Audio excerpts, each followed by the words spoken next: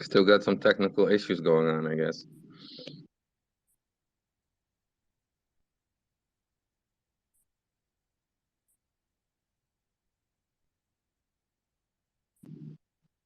We can't hear you in case you think we can hear you, Pauline. Um, Oh, there it she is. seems that the hosts are. Um, can you guys hear me? Can you send in some hearts to make sure that? I Oh, can hear you okay, now. cool. Thank you. Earlier. Can you hear me? Can you guys hear me? Can you send in some hearts to make sure that? I can hear you now. Thank you. Earlier. Ah, awesome, awesome. Can you hear me? Yeah, yeah, I can hear you loud and clear.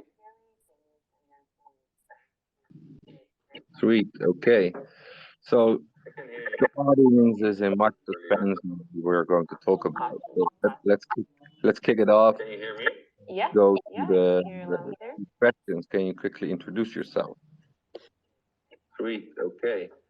So the audience is in much suspense we're going to talk about. So let's kick it off. Can you hear me? Yeah, Go to yeah, I the, can hear you the loud and clear. questions. Can you quickly introduce yourself? Yeah, Sweet. sure. Okay. So the audience is in much suspense we're going to talk about. So let's kick it off. Can you hear me? Yeah, Go to yeah, I can hear you the loud and clear. questions. Can you quickly introduce yourself?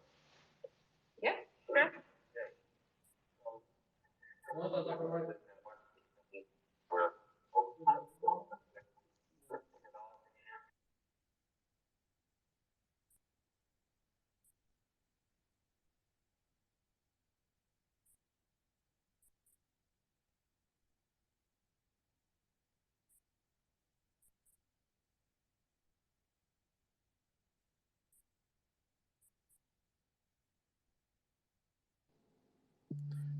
We're just rebooting the app, family. This is kind of strange. This is this is my first experience doing a Twitter space, and all I can seem to hear is like the sound is infinitely looping. So this is kind of strange, but still, thank you so much for having me on the space. My name is Pauline Shenget, and yeah, some of you might have heard of me from my work on Change Now. I am still the acting CBDO of Change Now, but currently I preside over all of the marketing efforts over at Swap Zone and as the exchange aggregator. And I am really, really excited to be joining this Twitter space because a lot of us are really excited about all of the meme tokens that are popping up, and a lot of us think that Dogelon Mars is um, kind of special, especially all of us over at Swap Zone, since Dogelon Mars is space themed, and so are we. So this Twitter space that you're having me on is especially exciting, I think.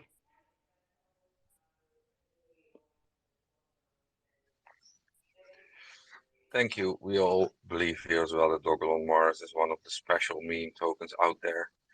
We actually refrain using the term meme. We prefer the term mission token.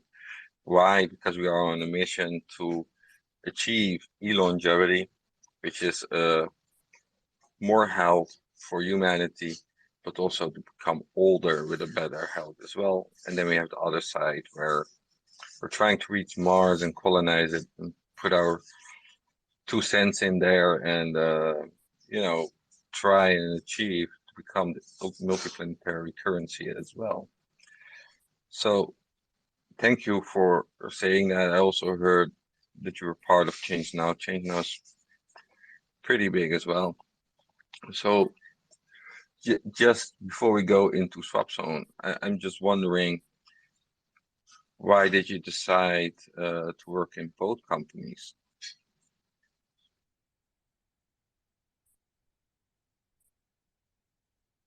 if I may ask?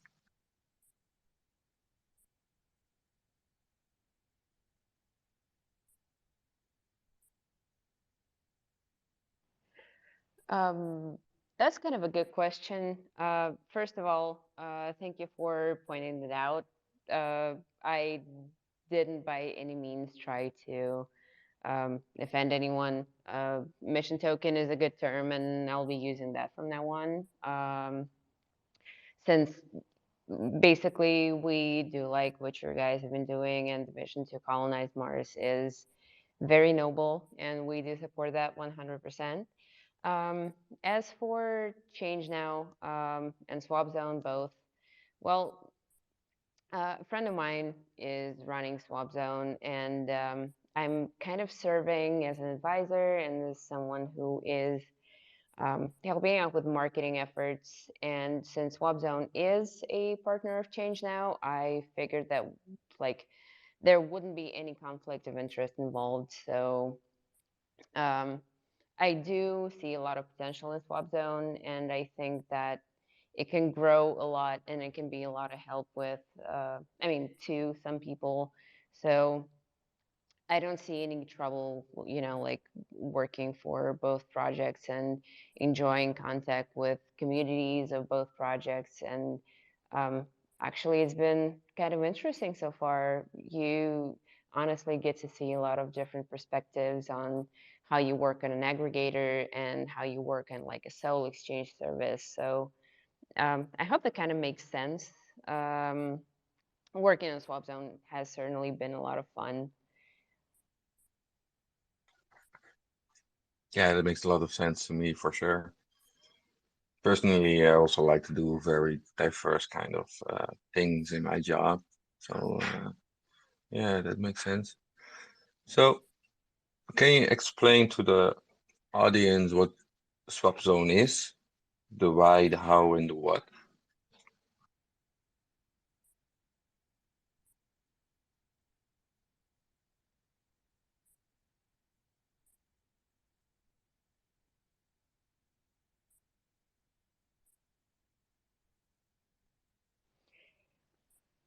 Yeah, for sure.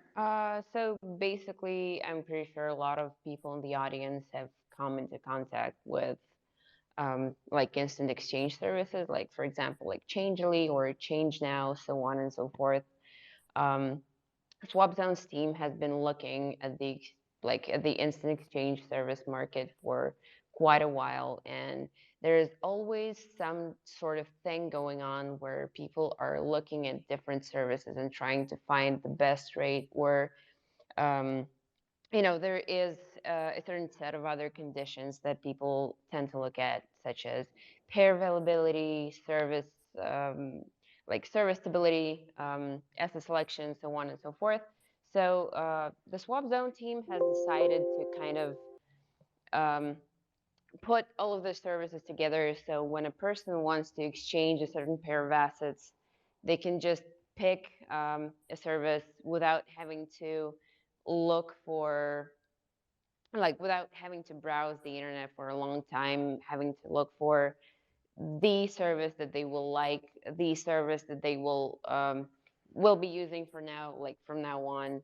So SwapZone basically aggregates 15 plus exchange services.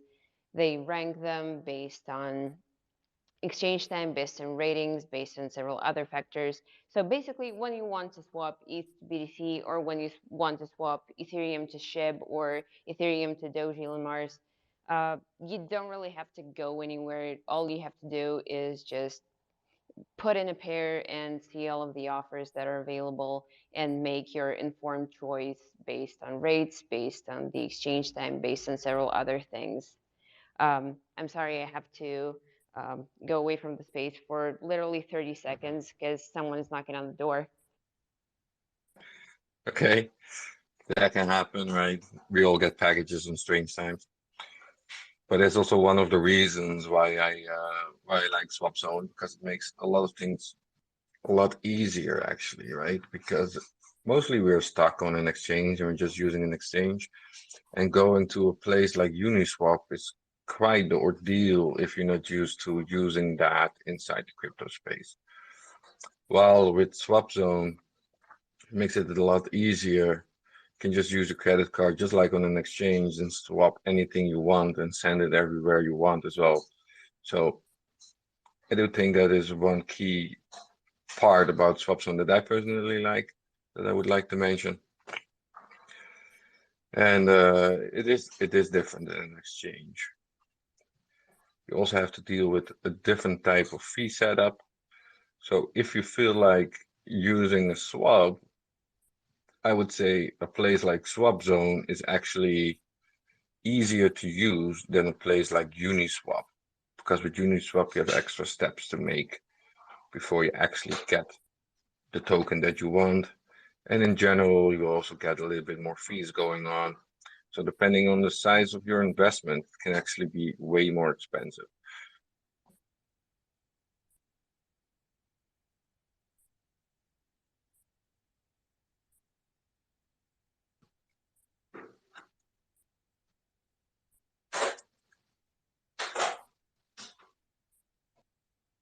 Oh yeah, for sure, for sure.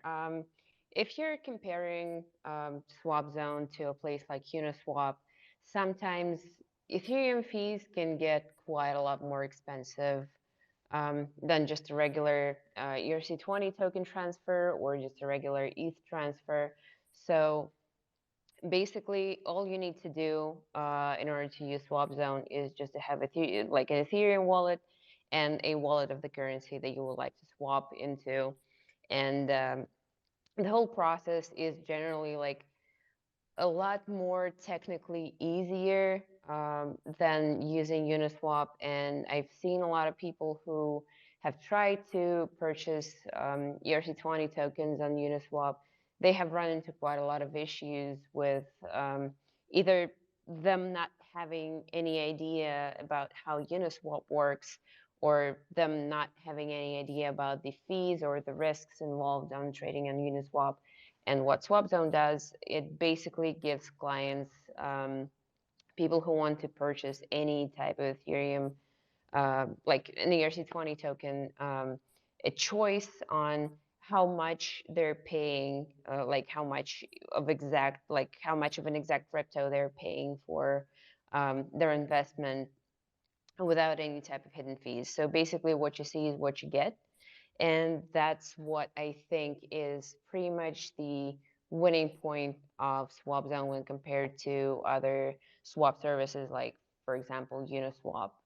I guess because Uniswap in this case has the most, I think, let me find the word, the most drastic change in rate when you take the fees into account. And when it comes to other exchange services like Changelly or ChangeNow or SimpleSwap and other exchange services in the market at the moment, and the thing about them is that some of them have fees that are already included into the rate. So when you try to swap, for example, ETH to Dogelon, some of them charge more, some of them charge less. And what SwapZone does, it gives people a choice to see how much exactly they're getting for how much. And this type of transparency, this type of freedom of choice is what I think makes SwapZone the service for most people to use. I hope that was clear. Yeah, that makes a lot of sense. So what is the big difference though between a swap zone and an exchange aggregator? And what exactly does that term mean, exchange aggregator?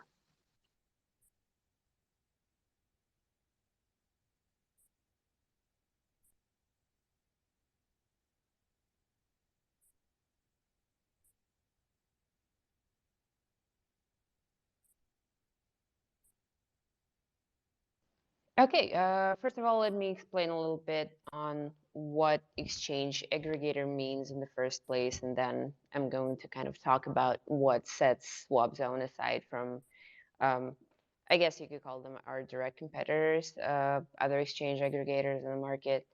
Well, first of all, an exchange aggregator is a service that basically puts APIs from various exchange services all in one place. That's like a one-stop swap shop, as I would like to call it. Um, Basically, what it allows to do for people is to choose what rate they will be choosing when swapping one asset to another, because a lot of services support like a certain pair. For example, you say ETH to BTC. You have 15 services in the market that do allow for swapping ETH to BTC, but they all offer different rates. And what the main purpose of aggregators to do is to give people a choice, um, what service to go with. Based on rates, based on exchange times, based on reviews, so on and so forth. So basically, we make people able not to, waste their time looking for a perfect exchange offer, since they're all in one place. We aggregate more than 15 exchange services in the market. The biggest of them are ChangeNow, Changely, SimpleSwap, FixedFloats, SideShift, and several others. And when a person wants to exchange one asset to another, we show several offers and we range them, again, as I mentioned, based on rates, based on reviews, based on exchange time, and a person can make an informed choice on swapping with one service to another. Um, Most of them have been able to save up to $1,000 on a swap, um, and we've gotten quite a lot of pretty good reviews on that. Uh, what sets SwapZone, aside from other services like that, is the fact that we make more than 900 assets swappable, all in one interface, all in one place. So basically, it's like an infinite gallery of assets that you can swap between each other. And what I like the most about SwapZone, aside from the simplicity, aside from the UI, aside from you know, um, the clearness of the interface, something that we haven't seen on the market before, is quite simple. It's space themed. SwapZone has been invented with the theme of space. It has a lot of like cosmic elements of the UI, and what I think puts it quite close to Dogelon Mars is um, basically Dogelon Mars wants to go to Mars, and so do we, and we've tried to kind of put a lot of elements into SwapZone that make it clear.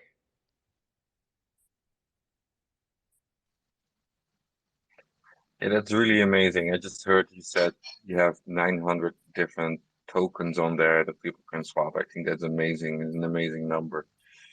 Just knowing that most exchanges and other places just have a little subset, and you guys have been really constructing, building on the road to become the number one swap regarding that. And I love that. I also love the way that you approach the Dogelon Mars community as well. You know, we have had seen different articles coming about Dogelon Mars as well. And I believe I talked to you as well on the Telegram. You know, the approach that you guys use is very easygoing. So I would like to give you props on that. And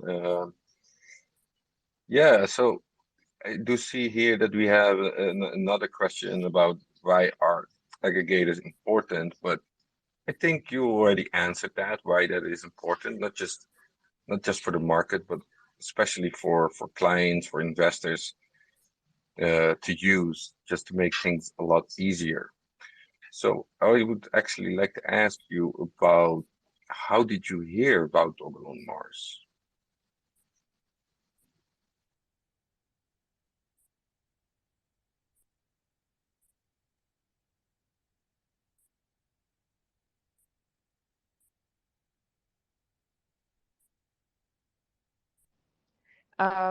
Thank you for the question. It's a really good one.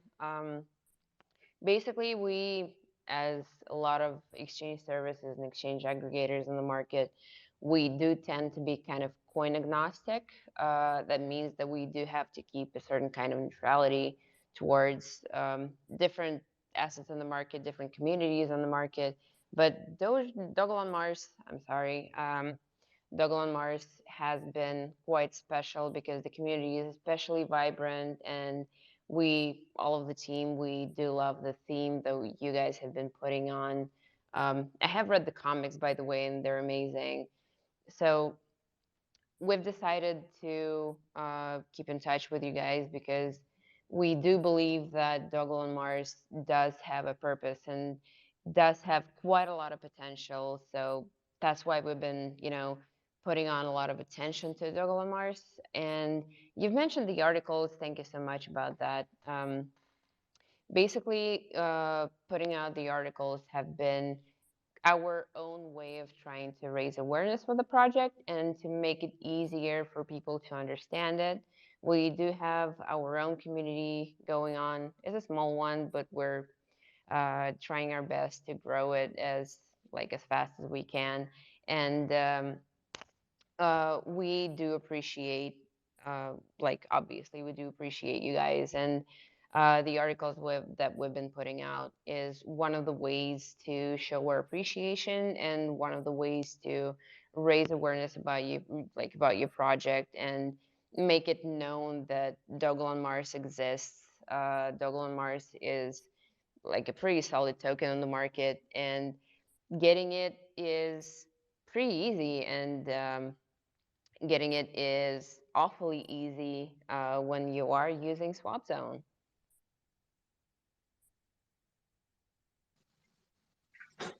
For sure, on Swap Zone, it just takes 30 seconds and you have some Dogelon Mars in your wallet. So that's great. And I really love the articles that you guys have brought out so far, and also the different campaigns that we have had in the past that we pushed together. I think we should do that sometime in the future again. Um, so what I also would like to ask you is, why does Swap Zone see Dogelon Mars as an important aspect, and also towards the crypto industry? And I'm asking because for a lot of people inside the crypto industry is that the meme token, right, or the mission token is a little bit frowned upon, like it has no specific utility. That's what they say, right? So I do know that the devs are building on top of that to generate utility and to add in functionality there. But why do you, as Swapzone, think it's important to have Dogelon Mars? And yeah,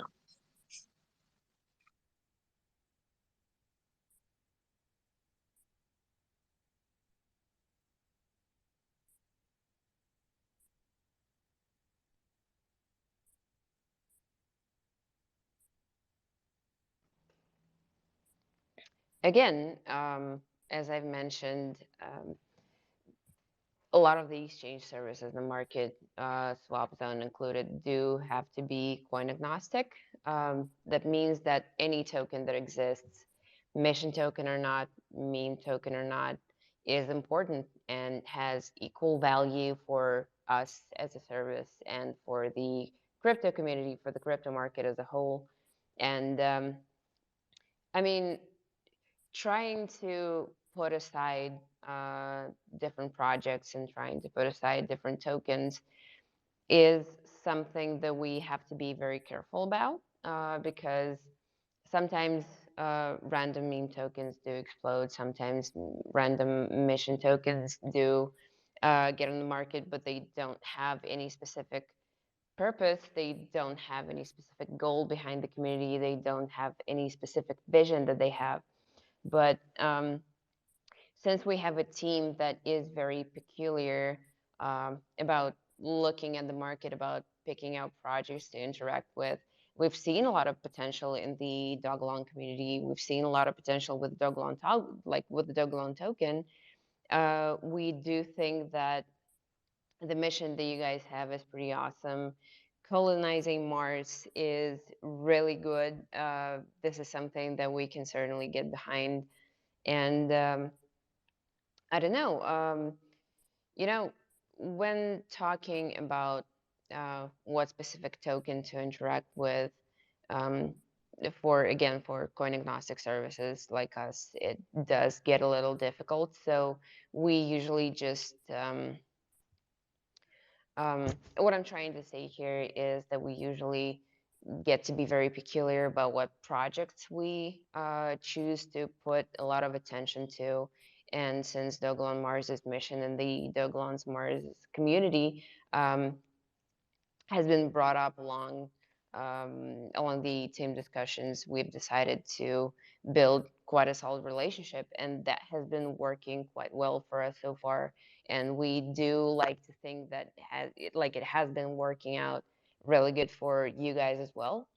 And we've been really enjoying this friendship. We've been really enjoying the campaigns, and we do certainly think that we should do more of those in the future.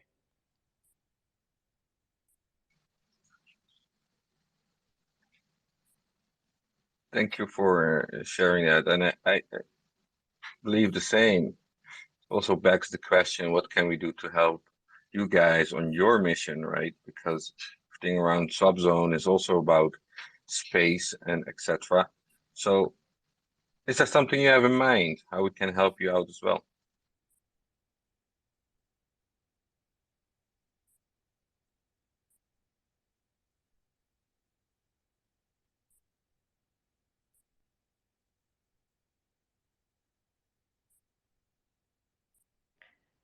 Um, Helping out is actually pretty easy for us. If you are using Swap Zone, if you have been using Swap Zone in the past, uh, all you have to do is just tell a friend. Tell people about us on Twitter, tell people about us in real life. Um, Basically, all we need to do is spread awareness so that we can go to Mars together. And I do understand that asking, like when a project, like when a crypto project is coming to token communities to ask for help, that is um, putting quite a lot of pressure on you guys. So we really don't ask for a lot. If you have liked Swap Zone in the past, or if you are liking Swap Zone currently, just let people know, spread awareness, and that is plenty. That is plenty. And we will sincerely and greatly appreciate every single one of you who does that. Awesome. So that's swapzone.io, just in case you didn't know. You can also check it on Swapzone's Twitter page, of course. And yeah, I think that there are a few questions inside the audience regarding this. I'm not entirely sure if everybody is familiar with an exchange aggregator. So would you mind sticking around for a little bit for some questions from the audience?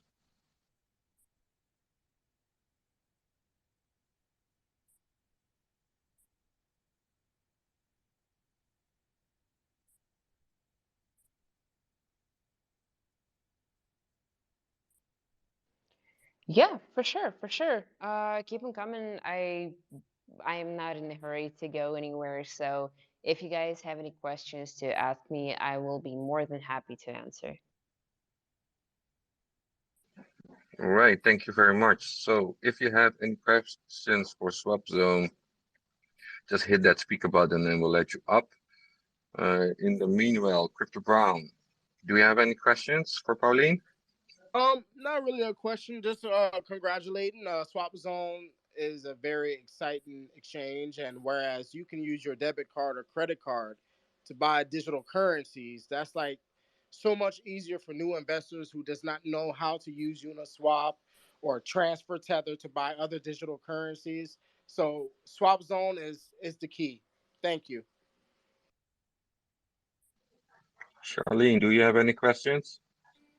Just want to thank Pauline for giving us her time today to explain more about her company and to know that her company is really user friendly. To piggyback on what crypto is saying, you can use a debit card, credit card. It's just easier for new Charlene, do investors you to have come any on questions? board. So I just want to thank Pauline for giving us her time today to explain more about her company and to know that her company is really user friendly. To piggyback on what crypto is saying, you can use a debit. So that's all I have to say. All right, thank you very much. Glastier, do you have any questions? Thank you. Thank you so much. We're doing our best. Again, I apologize for the echo because my headphones don't really transmit any sound from the space, so I have to use my laptop sound and my phone mic. Um, but again, I do really appreciate these comments. This warms my heart a lot that people have been appreciating Swap Zone, and we are fully ready to um, basically do anything to comply to the feedback that you guys have. So again, if you have any constructive feedback, by the way, if there's anything we can change in the service, if there's anything we can tweak to make Swap Zone even more user friendly for people, I am happy to hear that. Please let me know. Awesome, thank you very much. Duchess, go ahead. Hi guys, can you hear me? We can hear you. Okay, I just had a question about Swap Zone in general. So I know what an aggregator is, and I'm wondering, are you guys part of Blockback LLC out of Georgia?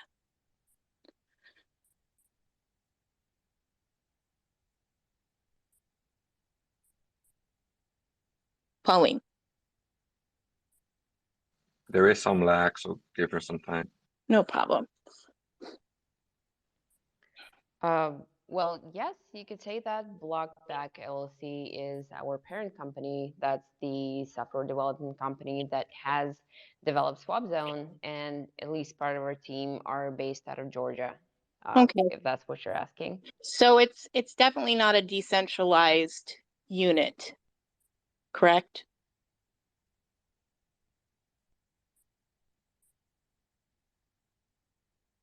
For trading. It's not decentralized. It's an independent sort of program. Yeah, Well, it depends on what you're going to call decentralized. If you are going to be comparing SwapZone, for example, to a service like Uniswap, which is a fully decentralized exchange, then Right. I think that we are not kind of the same thing. Okay. But we do have a decentralized team. SwapZone is pretty much a fully decentralized service. However, But you're we not do have classified a as it company yet. that has helped develop SwapZone, and Block LLC is pretty much that. Okay, I just wanted to know if you were classified as decentralized or not. That's awesome. Thank you.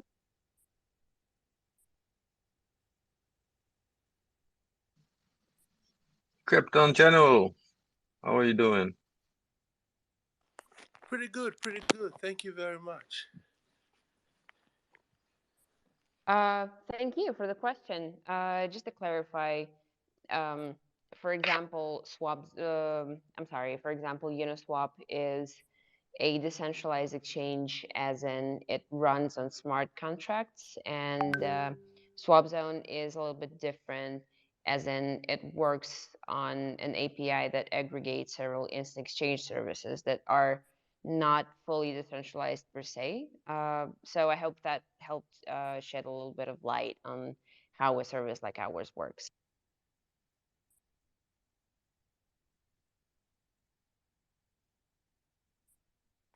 Yeah, so I have just a little tiny question. Um, so someone like me, I buy cryptos, here and there. Usually, I have a trust wallet and whatnot. But yeah, I use that to hold other stuff, like new tokens and stuff. So, like currently, I'm kind of like buying a lot of Elans, and so I was using Crypto.com, then I used Gemini and stuff like that. So, is it to my understanding, I can use SwapZone to purchase Elans with my debit card, and I will have to connect it to my personal wallet, right?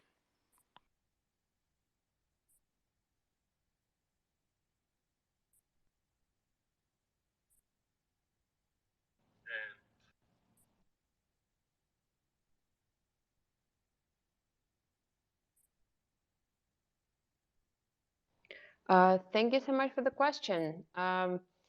Again, this is something I do believe I have to clarify so that there's not any misunderstanding for anyone in the space or for anyone in the community.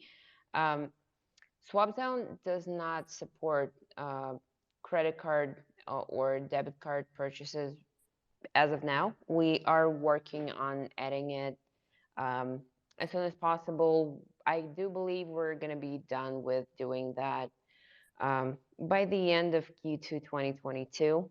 This is kind of like an optimistic prognosis. Um, what SwapZone does best is letting people exchange into Elons from more than 900 other cryptos. So, for example, if you have BTC or ETH or Polkadot or KSM or Avalanche or anything other than that, you will be able to swap all those cryptos into Dogelon. So as of now, SwapZone is a crypto to crypto instant exchange aggregator. However, we will be able to let people swap not only from other cryptos, but also from credit and debit cards into Dogelon in quite the nearest future, I believe. Um, I have heard several people in the space saying that we do allow debit card purchases. However, in order to save people a little bit of misunderstanding, I have thought it better to point out that we do not do fiat to crypto yet, but we will be able to uh, very soon. All right, thank you for clarifying that. Probably I made a mistake there. I thought it was already incorporated in SwapZone. Crypto in general, do you have any more questions? Yeah. So I'm just trying to understand this. I just got home and trying to change my baby and whatnot. So I was listening in. So I'm just trying to, um, catch whatever information I can catch from there and see if I can patronize Swap Zone, because a time will come where I think Elance is probably gonna be hard to get, and you have to have other sources and other ways to get it. Like, for instance, if Swap Zone is gonna give a better exchange rate versus other places. So, for instance, first question is, I do have to have a wallet, right? Like my Trust wallet. Um, and then let's say after I swap it, and if I want to send it to an exchange like crypto.com or Gemini, I can just send it over there. So I like to trade a lot with SLM. So do you guys support SLM, Stellar, Lumens, and so let's say I buy Stellar Lumens on Simplex, and then I connect to the swap zone, and then I trade or swap my Stellar SLM for Eland. Is that correct?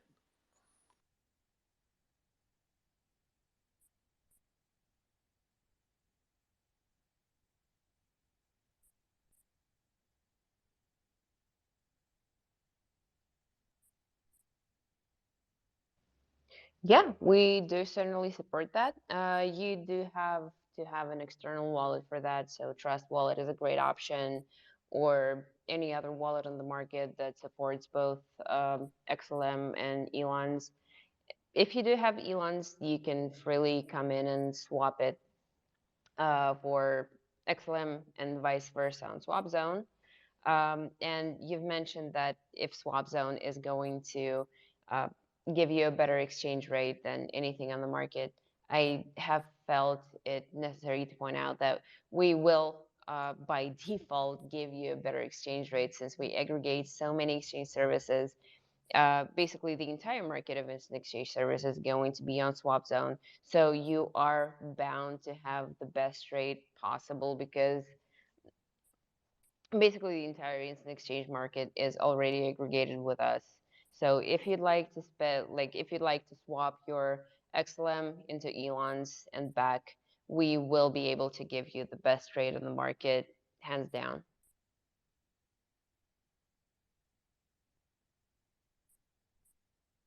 Okay, and my last question is with accounts. So it's I'm pretty sure I can do it on my desktop. And is it does it have an app that I can also use freely on my phone? And also, um, is the company based in the United States? Because I know some exchanges are like, yeah. And if it's based in the United States, um,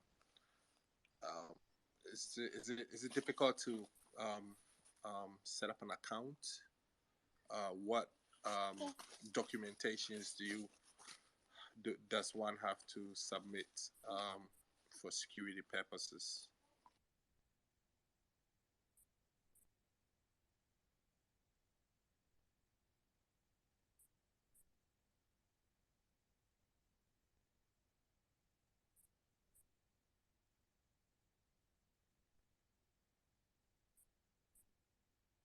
Yeah, thank you so much for the question. Basically, Swap Zone, like to break it down into several questions. Does Swap Zone require setting up an account? No, it does not. You don't have to set up any kinds of accounts. You don't have to register in order to use Swap Zone. That's one thing. We don't have a dedicated iOS or Android app yet, but the mobile version of the website is fairly easy to use. I have tried it myself, and it is pretty user friendly. When it comes to document submission, when it comes to KYC, um, some of our exchange providers might require KYC in some very select cases. This doesn't require, this doesn't happen quite often. We have counted, and the overall chance of having to submit your documentation, having to submit your documents for a KYC check for security purposes is less than 1%. So this is something to keep in mind. And a lot of the exchange providers that we use, most of the exchange providers that we use for that matter, do have opt-out KYC. So if you don't want to submit your documents, we will issue you a refund. And when it comes to being able to use SwapZone in the US, we do have a solid chunk of exchange providers that do support Elons that do work in the US and are able to service US citizens. So I think you're all in the clear on all of those all of those points. I hope that helped. That Absolutely, absolutely. That helped a lot. That helped a lot. And I'm gonna look into it and test it out just to patronize and see how it works. But thank you very much again for coming on our spaces and for introducing your company. And hopefully, by so doing, kind of like kind of paving a route to some kind of partnership with Dogelon in to kind of like put us out there also. Thank you very much for answering my questions.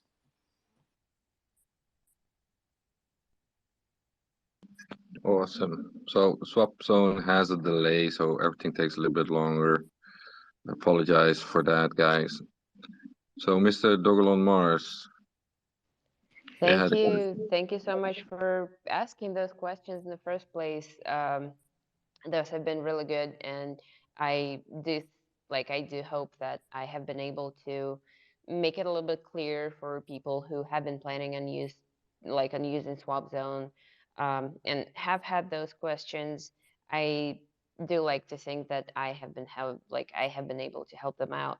If you do have any additional questions, please feel free to ask them, and I will be able to answer.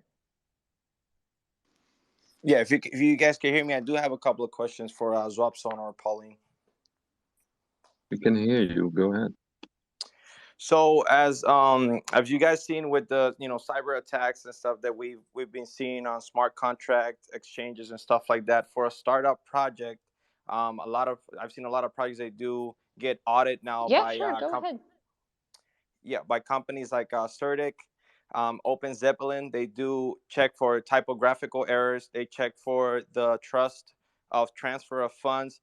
They check for security of the wallet address that they're not compromised.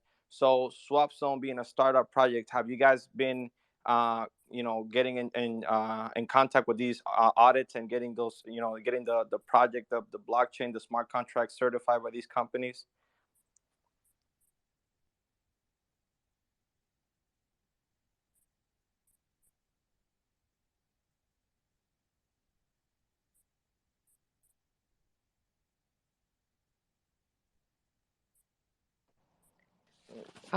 Thank you so much for the question. Thing is that SwapZone is not a decentralized exchange, and most of the projects that have been compromised in the past, that most of the projects that have been having those issues with smart contracts being compromised in the past, they do exist in the space as decentralized. They do have smart contracts running in the back of them as their main sort of like engine. SwapZone is not built on a smart contract, and to be fair, SwapZone does not hold on to any customer's funds. So there is just no need for us to get audited by Certic or by any companies that are similar to them, because we just do not have that type of liability existing within our project. And neither do our exchange partners, because none of them do run on smart contracts as the base. So basically, there is no need for us to get audited by Certic or by any companies like that, because we just don't run on smart contracts, and neither do our exchange providers. So if anyone in the space has any concerns about their funds being safe, you don't really have anything to worry about, because we are non-custodial and neither are any of our exchange partners. So none of them hold onto any customer's funds.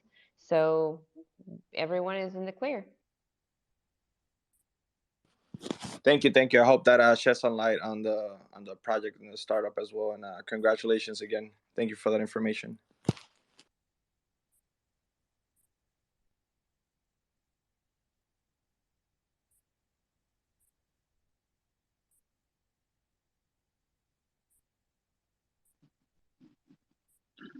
All right. If you don't have You any are more, very much welcome.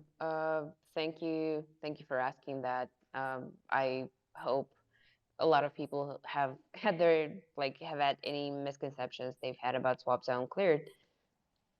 Thank you.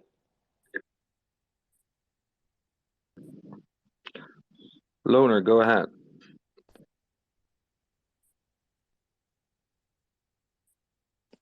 Hey, what's up, guys? I did have a couple of questions. I noticed that you were saying exchange providers and not liquidity providers. So what are the differences between any swap and like 1inch? Because I think 1inch is also aggregator. So are the funds being like supplied, or the tokens being supplied through exchanges, like, or how does it work?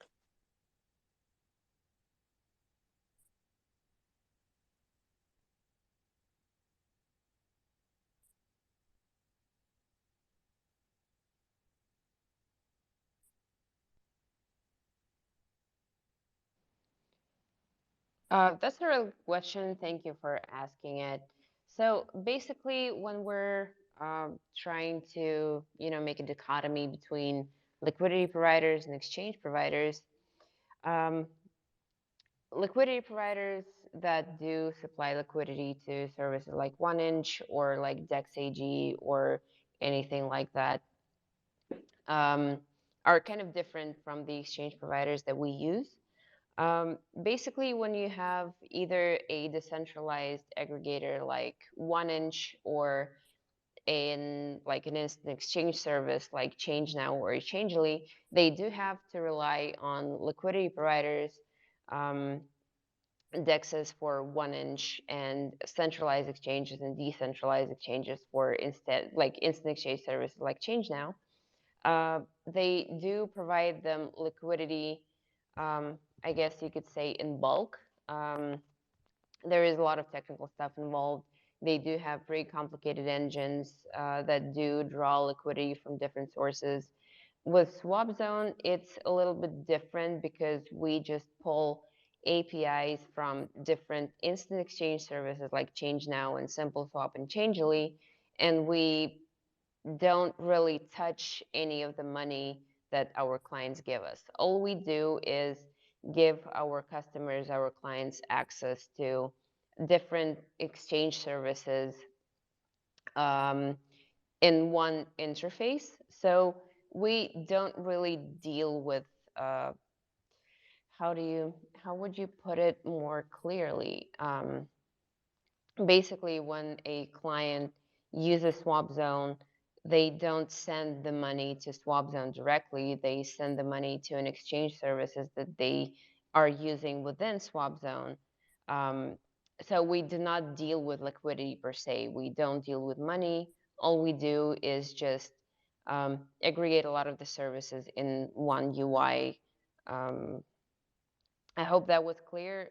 If you have any additional questions, let me know. Okay, and then the fees that come from Swap Zone, or is that shared with the other exchanges as well? Like what incentivizes the other exchanges to participate?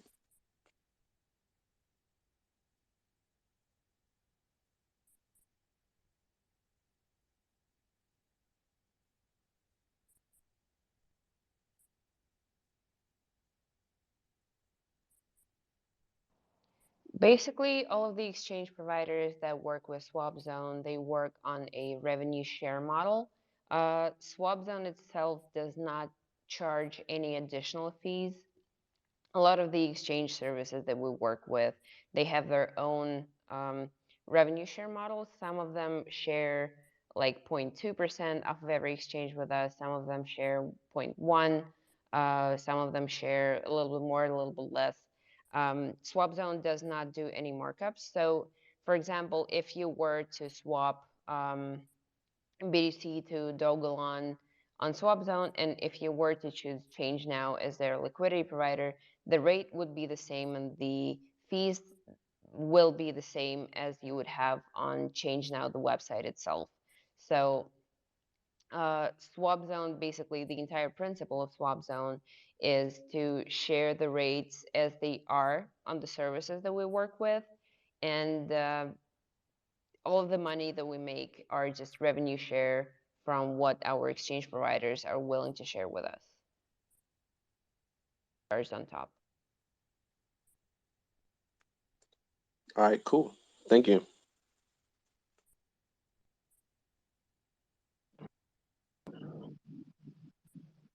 One Dogelonian. What's up? Thank you, Dogelon Warrior, and thank you, Dogelon family, for this space. Hi, Swap Thank Zone. I you. just had no problem. I just had a couple of quick questions. As far as the trades and how long they take, and if there's like any protection in prime time, if like you're in the middle of a transaction.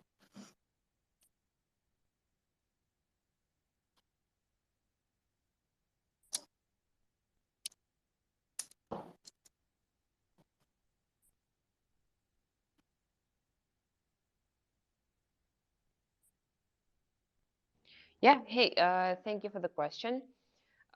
Basically, if you are talking about the exchange time, if you're talking about any ETAs that you are given when trying to swap Dogelon or any other crypto on SwapZone, they are given by our exchange providers. So the time that you see will pass from you sending in your deposit and you receiving the exchange funds into your wallet. When it comes to prime time protections, all of our partners have been thoroughly checked and are still being thoroughly monitored for their uptime. And we do commit to helping any of our clients who are doing swaps in prime time. Uh, if anything goes wrong, we will be able to deal with our exchange providers on our own. So if you're concerned about, about the swap speed, if you're concerned about the funds delivery, you don't have to worry about anything because we do have that covered. Again, if you have any additional info that I can provide you, feel free to let me know. Sure. Thanks. That's great to hear. Thank you for that. I just have two other quick questions. Secondly, what iOS is this recommended on? I was on the site. It didn't say anything for the desktop and the cell phone.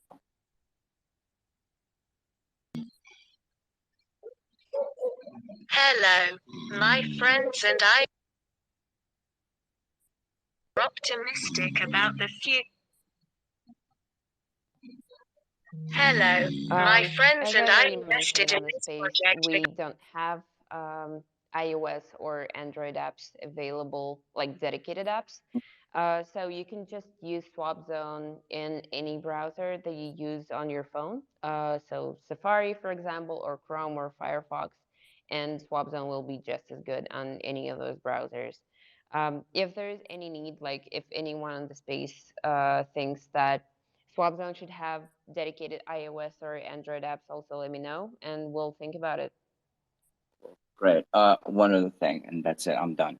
I didn't see, you mentioned suggestions. I didn't see like a transaction tracker, which a lot of people are not putting up in like different exchanges, which is cool because sometimes the confirmation takes a while. Do you have that where you can see the status of the transaction, like where it's at, not just completed, like where it's at? So if there's a delay, that you don't have to call customer service, you know where you're at that point.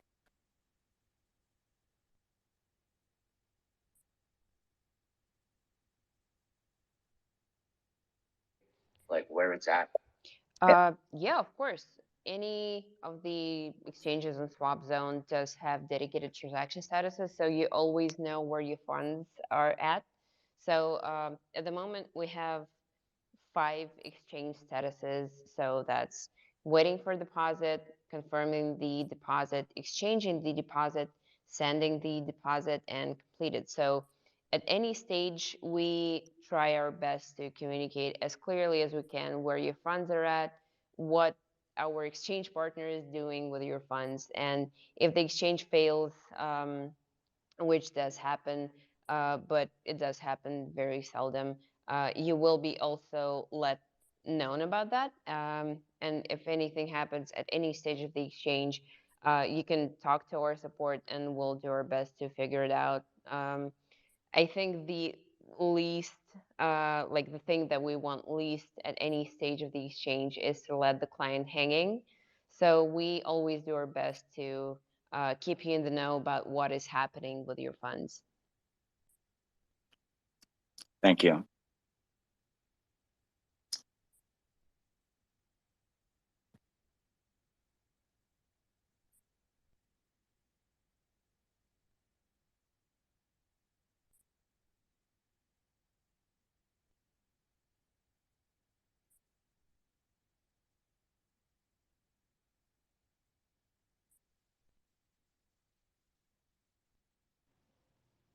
So does anyone have any other questions?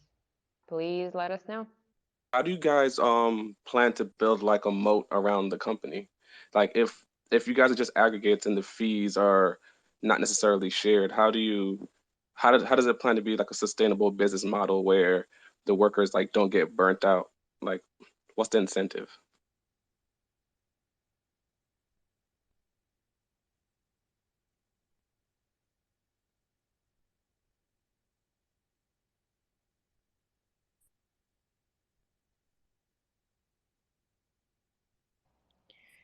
So well, first of all, to put it like this, we do not work for free. Again, um, all of the exchange providers that we work with, they do have a revenue share model like in place, and any transaction that we pass through them, does generate profit for us. So I can assure you that Swap Zone does make their own fair share of money, and we do our best to share that revenue with our employees as well. So if anyone gets burnt out on the job, our CEO does his best to talk to the employee, make sure that all of their needs are met. The pay is good. Everything is fine. Honestly, could you specify the question a little bit? Because um, I do think that I've answered that to the best of my ability, but if you need to know anything else, let me know. I was just curious because the thing is, there's a lot of aggregates out there, and if you're non-custodial, and then I feel like change is it change now or changed? I'm not sure. It's also like non-custodial. Like, how do you plan to build like a moat? Like, how is it more so like get as much coins as possible to kind of increase the liquidity? But if you guys are just middlemen, I guess liquidity is not that important. And a follow-up question: do you guys work directly with like Binance and other major exchanges?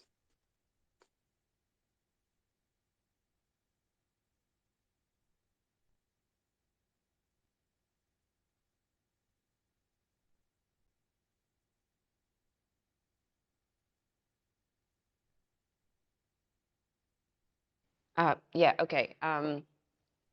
So basically, we do not work like Binance, as in Binance is a centralized exchange and it mostly works with other people's liquidity. And again, Swap Zone is a service that does not touch any of the money that we work with.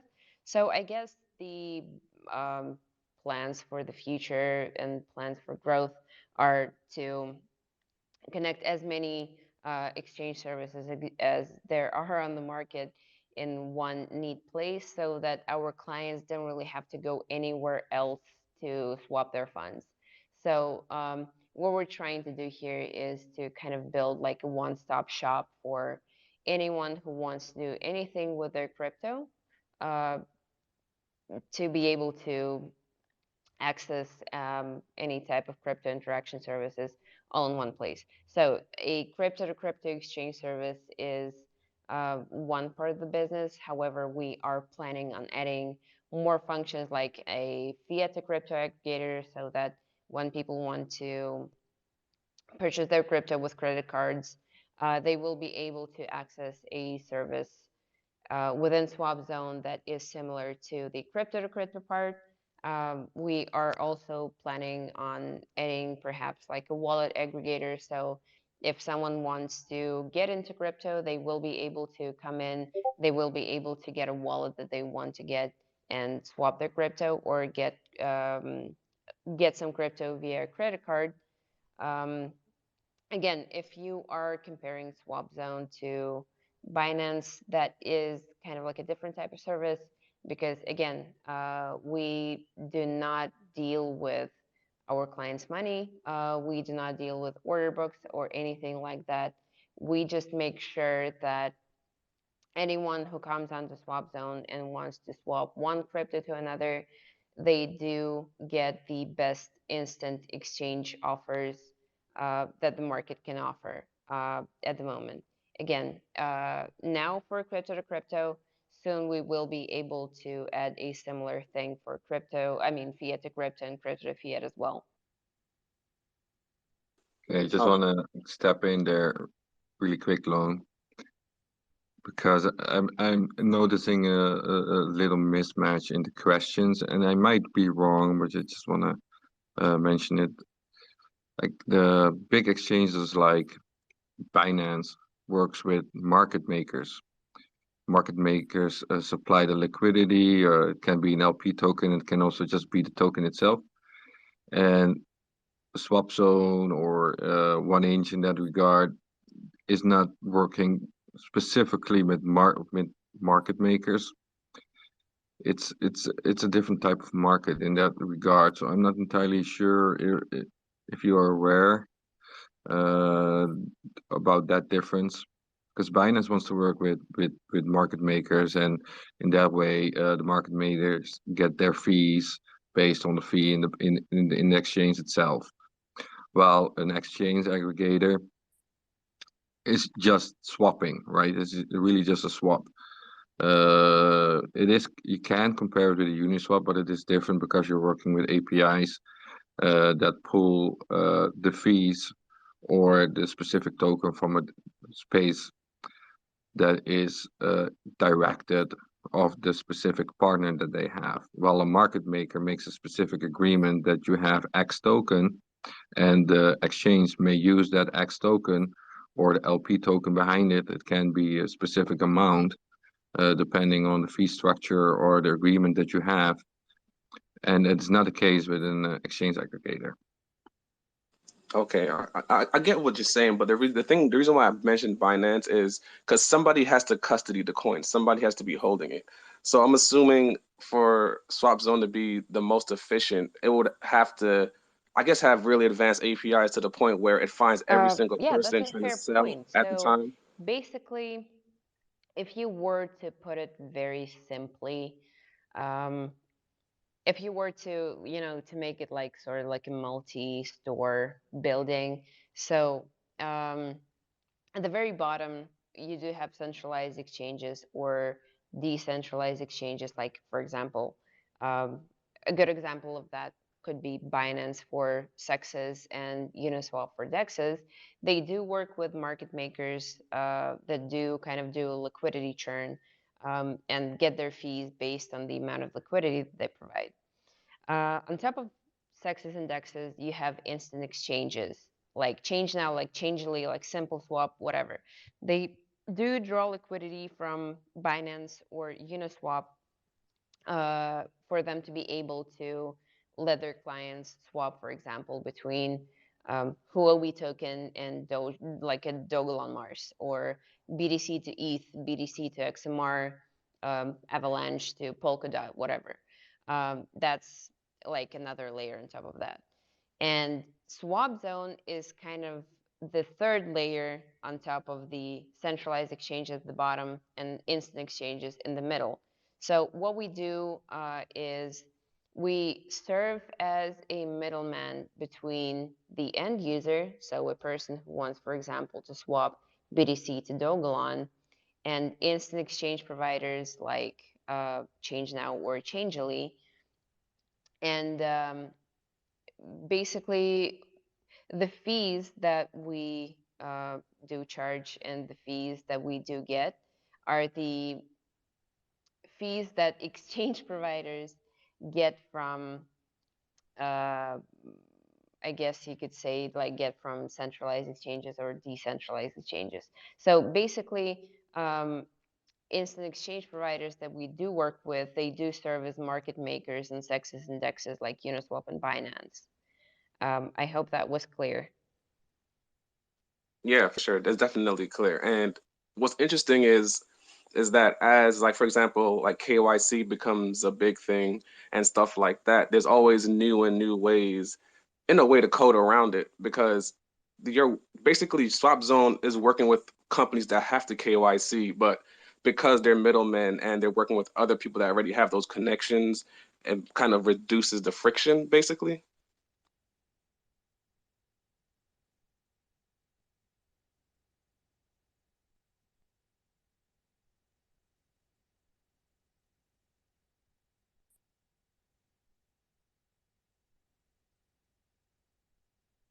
Uh, yeah, you could say that. Uh, all of the exchange providers, like the instant exchange providers, the least of their priorities is to KYC everyone because they do know that there is going to be a lot of friction between the end customer and the service. So uh, a lot of the services that we work with, most of the services that we work with, they do keep their KYC to a minimum, and they are planning on doing that for as long as they can.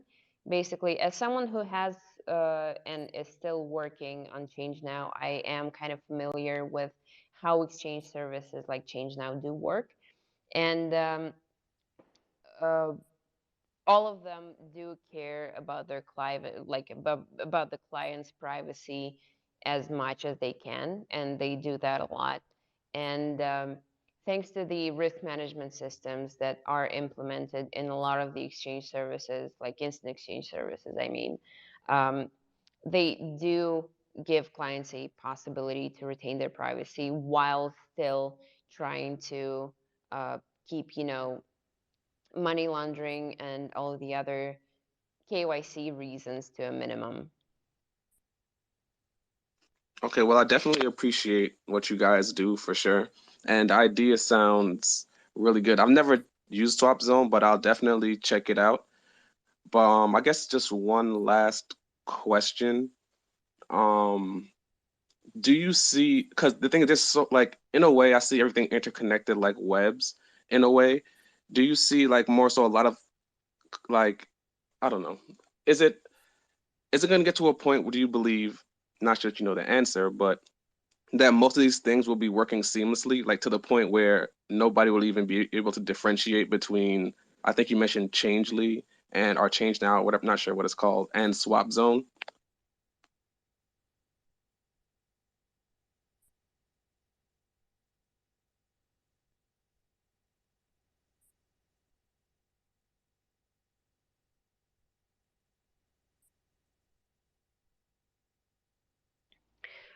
In some kind of a perfect world, I do believe that um, crypto services that do allow people to interact with crypto will turn into some sort of, I guess you could draw a parallel between, popular social media and crypto services. So basically, there are several big places that people get to interact with crypto in any way, be it swapping, be it buying, be it exchanging, be it selling, whatever.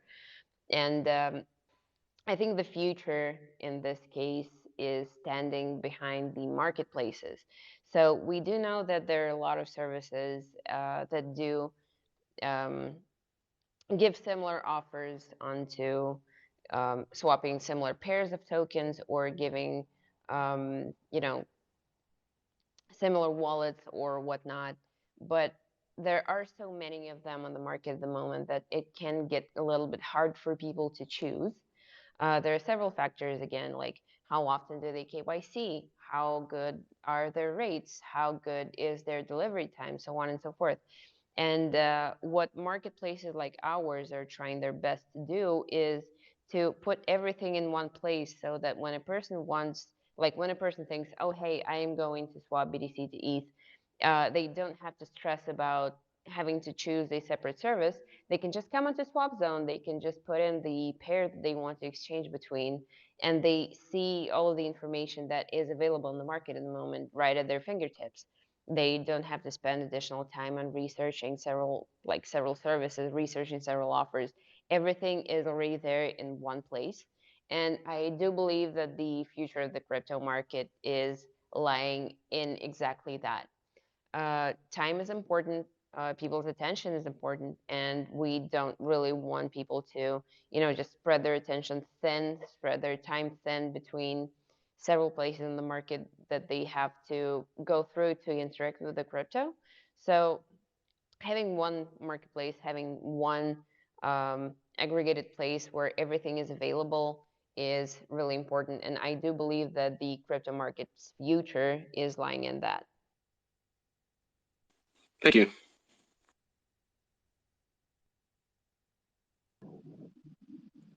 As well, we got so many great questions in this space. I'm really amazed about the questions that we got. And I believe Lone had the the last question. If nobody else has questions right now, then I would like to thank Pauline for coming over in the Dogelon space to explain something about Swap Zone. We really appreciate it, and maybe in a few months we should do the same because I'm really hearing a lot of good questions, and probably by then we have different investors that might have questions as well and didn't hear about Swap Zone.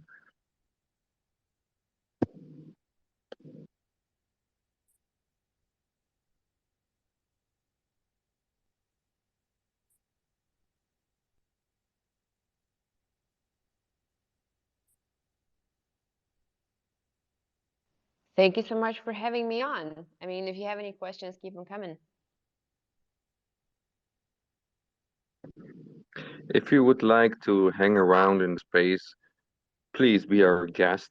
We do have some other sections coming on, and right now I'm not seeing anybody requesting speaker, but it could very well be that later on somebody pops a question or thinks of a question. So I would like to give the word to TSTN. Are you there? Yeah, I'm here. Awesome. So you would like to share something with the audience as well, right? Also regarding this. What's that regarding what? Well, I was saying that I believe you also want to share something with the audience regarding LP tokens, I believe, right? So how that functions. Yeah, right. What I wanted to share today, it's kind of geared towards advanced investors a bit more because there's a lot of reading involved in really understanding how impermanent loss works when you are lending a pair of tokens to a liquidity pool for farming the rewards. But I wanted to go over what some of the main options are for that as pertains to Elon, because we're on a number of different blockchains at this point, and there are many different liquidity pools that you can lend your tokens to. And there are many different payout schemes as well for the different options. And generally, you want to be looking for ones that have some kind of extra incentives on top of just the usual trading fees that go into giving you your liquidity rewards. But I'm just going to walk through a list of the major ones and let you know what the percentage rates were when I checked yesterday. So that should give you an idea of which one you might want to consider lending your tokens to. But again, for anyone who's new to the idea of liquidity farming, I think you should maybe take the time to read up about it if it's something you're interested in. But it is a risky business. So we'll get into that a little bit more as I go through this short list. So first, I'd like to mention the Polygon blockchain, which did have some extra incentives attached to their rewards for the last few months, but I guess that ended end of January or so. So currently there are no extra incentives if you want to lend your Elon to the main liquidity pool on Polygon, which is the quick swap exchange. And as of yesterday, the APR was 16%.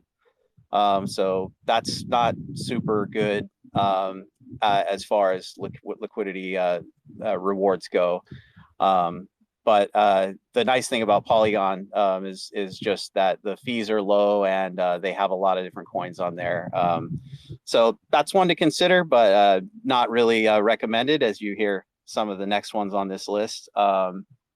So next would be on the Kronos blockchain. You can lend a pair of Elon and Crow. And the Elon Crow pair on VVS currently has a 12% APR for the ordinary rewards you're accruing, but you can then take your LP tokens, which you get after you stake your pair of Elon and Crow. And if you stake those LP tokens into their reward program, you'll get an additional 51% APR. So that's actually not bad. But the issue with all of these pools is because you're providing a pair, half your value is stored in whatever the other token is. So you probably want to be real bullish on that. Otherwise, you maybe would have been better off just buying more Elon and not doing the liquidity staking. So moving on, the next blockchain I want to mention is Fuse. And on the Fuse blockchain, they're currently showing a 22% APR for lending a pair of tokens, which is Elon and Fuse. And 22% is still not so great when it comes to liquidity farming. Again, because of that impermanent loss risk that you guys need to research on your own if you really want to get into this stuff. I mean, I can answer some questions about it today, but it's a deep topic, so it's better that you read up on it on your own. But with Fuse, so you get that 22% APR when you provide your liquidity there. But the next thing you can do with those LP tokens is on the Fuse blockchain, you can take them over to beefy.finance, and beefy.finance has a vault where if you lend your LP tokens into there, you can get what they're currently listing is a 416% total APY. And that's a combination of the trading APR, the 22%, plus they have an additional boost of rewards that they're giving out for only 38 more days. So you're not going to be able to go the whole year to accrue that entire 400% gain, but you do have 38 more days of this, and these APYs also change from day to day. So you do want to go back and monitor the site. You know, sometimes you might see a really high APY on a certain day, but that's not actually what it's going to be most of the time because these things are variable. They depend on the volume of people trading and whatnot. But you guys still with me? I just want to make sure my Twitter's still connected here. Yeah, definitely, but you're rushing a little bit. I'm not sure everybody follows. So just want to ask you. Okay. I apologize for the speed, and we can stop and do questions at any time too, so just let me know. So that's... What's that? Nothing, go ahead, man. Okay. So that's your best opportunity there on the Fuse blockchain, higher than the APRs of the Polygon or Chronos, but Fuse being a newer and not as heavily used blockchain at this point, I would say there's also somewhat more risk in holding lots of Fuse tokens. But you know, if you're bullish on that blockchain, it's a wonderful opportunity, at least for the next 38 days. And the next one I wanted to mention is Shiba Swap on the Ethereum blockchain. And on there, they're currently boasting a 50% APR if you are staking the Elon ETH LP tokens. Well, first you stake your pair and you get your LP tokens, and then you have to do the additional step of staking those LP tokens into their reward system, which will pay you rewards in Bone token. So yeah, 50% APR on that. And then also on Shiba Swap, there is another pair with Elon, which is an Elon Sheeb pair. But for that one, they do not offer any extra Bone rewards. So you're probably going to be a lot better off choosing the Elon ETH pair if you're looking to try and do some liquidity farming over there on Shiba Swap. Lastly, the final opportunity I wanted to mention on here is Popsicle Finance on Ethereum blockchain also. With Popsicle, when you deposit your liquidity tokens, your pair, which is an Elon ETH pair in this case, into their system, they actually take your tokens and do their own liquidity farming on Uniswap v3 using those tokens, and they collect the rewards for you, and they compound it back into your investment and keep adding and removing liquidity into Uniswap v3 to maximize the amount of profits you're getting. This is what is sometimes referred to as a V3 optimizer. There are some other products out there that do this similarly to what Popsicle is doing here. But basically they are adding your LP tokens or withdrawing your pair in and out of the V3 liquidity pools with setting different ranges of where the liquidity is concentrated. And that's how they're able to get you a higher payout for using your tokens by concentrating them into the right ranges. Now that's something you can do yourself with Uniswap v3 directly, but for most of us, you'll be a lot better off letting Popsicle do that for you because your tokens are going to be in a big pool with everybody else's who are part of the same system. And so you won't be losing as much on gas fees as the tokens are taken in and out of Uniswap v3. It's complicated stuff, and there's more risk involved. Well, not more, but different risk when you're using Popsicle because you don't have the standard impermanent loss curve that all the other pools have. They actually are making your impermanent loss permanent through some of the resetting of the liquidity ranges that they're using for you. So it's riskier as far as it's a more unpredictable investment to put your tokens into Popsicle. As far as the percentage return is going to vary a little bit more wildly because of their strategy of reinvesting like that. But it's also safer in many ways because you won't have severe impermanent loss because they always pull your tokens out and reinvest them anytime the price is going out of the previous range. So it's kind of a decent option. And the APR, again, currently on that is 167% is what they were showing. So that's pretty good.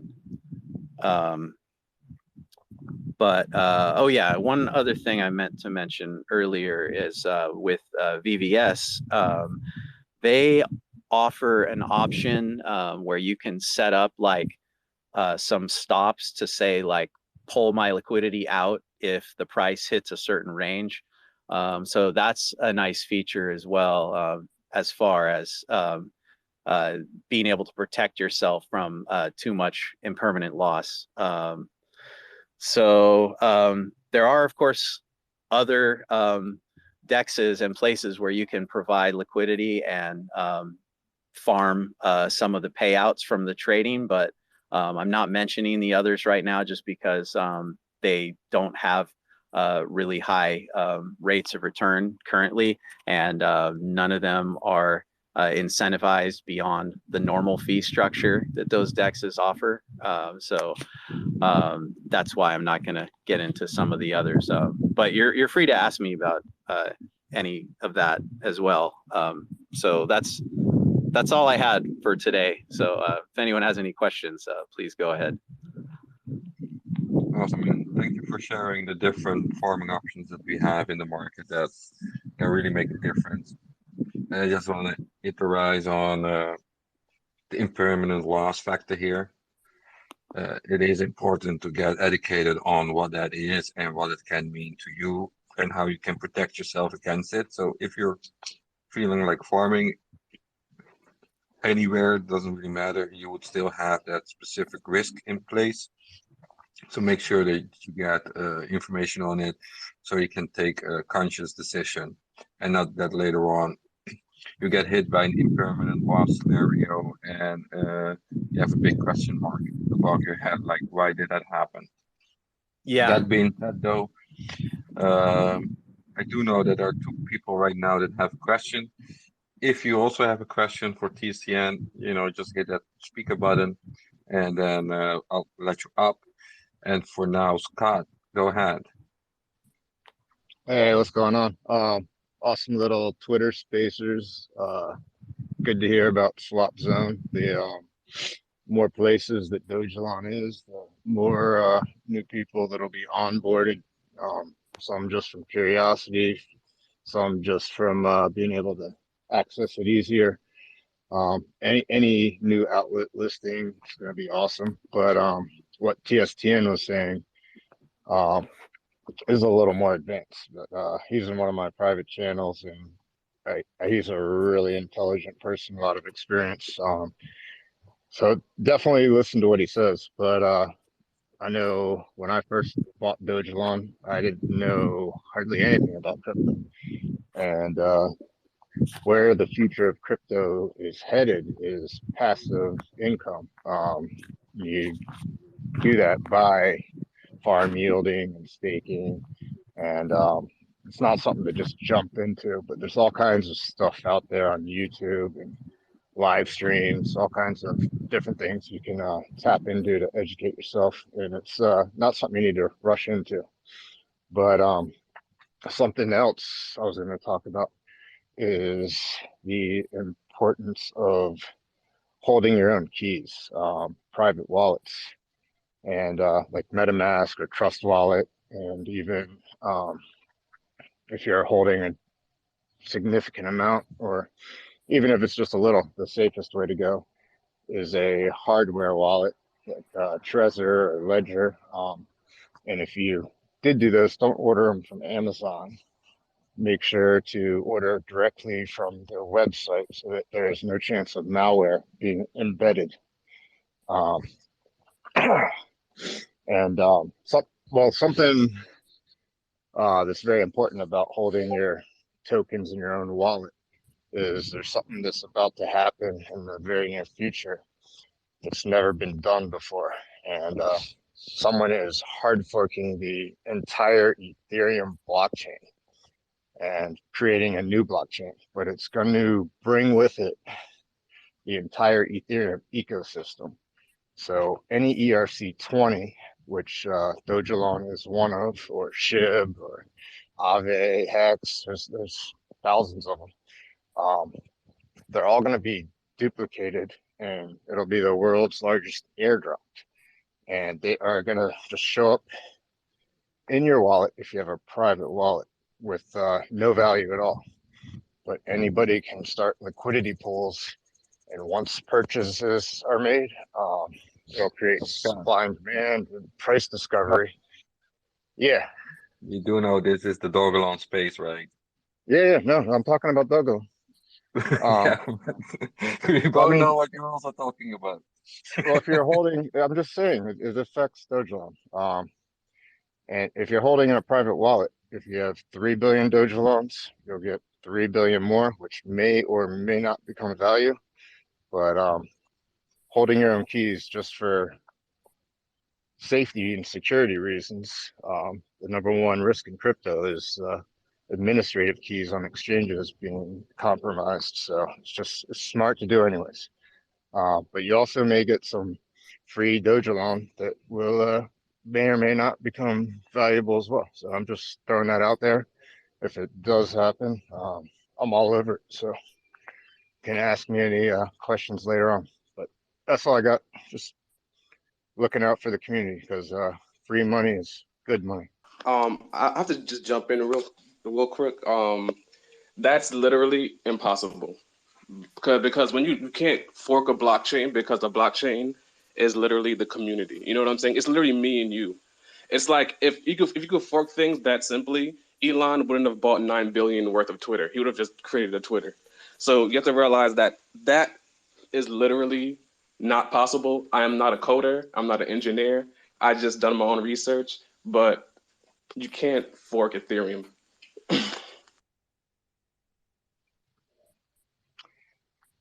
You can, and it's happening. It's above my head, but it's happening. So just let it be known.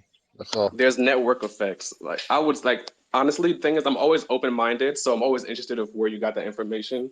But you have to look into literally network effects itself. It's a you just Google it, but literally network effects explains how people use systems because even Bitcoin itself is way more simple than Ethereum, and Bitcoin itself can't be forked again because it's been tried multiple times. So I would honestly just say do some more research and be cautious of what you're spreading. Well, just click on my Twitter if you want to know more. Yeah. I also don't think that the blockchain is going to be forked as it is been said, but you know, everybody gotta do what they gotta do. And me and Scott have had plenty of conversations about it, so I won't bore the community with it. But if you want to know more about it, hit him up. But you know, I agree with Juan on this. So that being said, one Dogelon, I also know that you wanted to have a question for TSTN, so go ahead. Yes, correct. Thank you, Dogelon Warrior. Just a quick question for him. Is there any other Twitter page I should be following? Because I went to your Twitter page, I didn't see any tweets or links to all this information. So I just wanted to do some reading. You know, I hadn't thought of posting anything about this, but I could at least maybe try and fit a list of the APRs that I pulled off of those different opportunities yesterday. I suppose that's probably a useful reference to somebody who's thinking of doing one of these liquidity farming options. They're good. I have some friends that made some money, and I had some friends that bought into stuff at 800%, and they lost their shirt. So, you know, yeah, I'd like to hold on to my coins in my wallet, you know, and my Ledger. And Ledger just came out with a brand new wallet. I actually was like, they actually gave me a free NFT as well. So I think, so I was like, yeah. But anyway, nice. Yeah. So yeah, I'm following you. I got my notifications on, so I'll check it out when you put something up, and I'll probably bug you a little bit. Yeah, well, I mean, if like having some sort of massive loss is your main concern, then of the ones I ran through, I would say the Popsicle Finance option. I mean, unless there's a hack or something, like you can't. The vault. I like the vault. The What about the beefy vault? vault? Yeah, I mean what's the that's liquidity? What's the liquidity in there, right? And what's the risk in there? And who else is in there? Is that you guys the owner, or is this an intermediary? Is it an exchange? Is it a pool of capital of owners? Like, how does this function? Is there how are you set up? Like structure? How are you structured financially? well, that beefy vault, that's their own thing, and then it's on the Fuse blockchain. So none of that is officially managed by anyone from Dogelon. However, to understand how the business works over there, their vaults and the system, because you're using two things actually. You're using the Fuse and Volt DEX, whatever they call it, on the Fuse blockchain to provide the initial liquidity, and then the Beefy Vault is doing additional trading on top of that with your LP tokens and collecting rewards and compounding those into purchasing more LP tokens for you and putting that all into your vault. And they skim a little bit off for their protocol fees as well when they do that stuff. So that's why these systems exist. It's because the people providing them are making money for their tokens, but you get money as well for participating in it. So it's mutually beneficial there. But the risk, that one is somewhat riskier just because of two things. One is Fuse being such a new blockchain. It seems like there's more potential for some kind of hack or vulnerability to be exposed. And the Fuse itself is a lower market cap coin compared to like Ethereum or Crow or these things, which are used in the other pairs. So you have somewhat more risk, as any lower cap coin is usually considered higher risk. And then the additional risk of using that beefy vault there is there's more layers of complexity involved. So, you know, the vault is a whole another thing on top of providing the initial liquidity. So there's more smart contracts and points of vulnerability. You know, if anything is technically not sound or somehow hackable, I mean, I know they do audits and it's probably pretty reliable. And most of these things don't have any problems. There is the risk of using so many different systems at once. Hope that answers your question. It does. Real quickly, is there an algorithm that calculates the risk as if like somebody like me goes in and tries to look at everything and see what he likes? Maybe is there like a beta, or how do you determine it? Does it just go by history and a graph, or how can I look at it and say this is volatile, this is not volatile? How can I determine that? Well, so far I just mentioned mainly the risk of like a hack, and there's really no mathematical way to say what is the likelihood of there being a hack that I know of. So I can't really direct you to anything I'm for not that saying, part. I'm not caring. I'm talking about just normal trading, and you guys are functioning operational. Things don't always work out the way we want them to. So, how do I judge that? By looking at the different pools and the different farming. Well, so now that's the other type of risk I was about to get to, which is the risk of impermanent loss. So, you know, the APR on these things is never going to go negative, but that's the APR of the rewards you're accruing. The impermanent loss happens totally independently of any of that. And that happens when the price of one token in the pool relative to the other in the pair. So like Elon ETH, for example. But you're saying that's inevitable. That's part of the process. It's inevitable, right? Because you're getting the APR. Yeah, so you can see the graph. I mean, I could maybe tweet out or send you a link to some resource to read about that, but there's a whole graph on how impermanent loss works. So you can simulate perfectly, like if one token goes down by this much and the other goes up by this much in my pair, what percent impermanent loss do I incur when comparing to having held half of the one token and half of the other and not use the pool. And so you do that comparison, and then you'll kind of get an idea of like, oh wow, being part of that pool was a really bad idea. And that's why I mentioned that Popsicle Finance as possibly a safer option, just because their impermanent loss won't follow that chart, which can result in really heavy impermanent loss. And the reason that in using their system doesn't follow that chart is it's complicated. It's kind of what I was explaining, but it's because they use Uniswap v3 and the different ranges, and then by reinvesting you in different ranges periodically, they pretty much avoid any really substantial impermanent loss. That said, they can have small amounts of impermanent loss, and you can still end up losing money even using their system, even though if you look at their stats, historically, they tend to make more money than they lose, but it's still a gamble. Thanks. And this is all done in the smart contracts, right? Yeah, all of these systems I've gone over today are all decentralized DEX exchange liquidity pools and vaults built with smart contracts. Okay. Yeah, I'll follow you. Like I already did. I'll take a look. Thank you. Appreciate it. Okay. Good luck. Thanks. You too.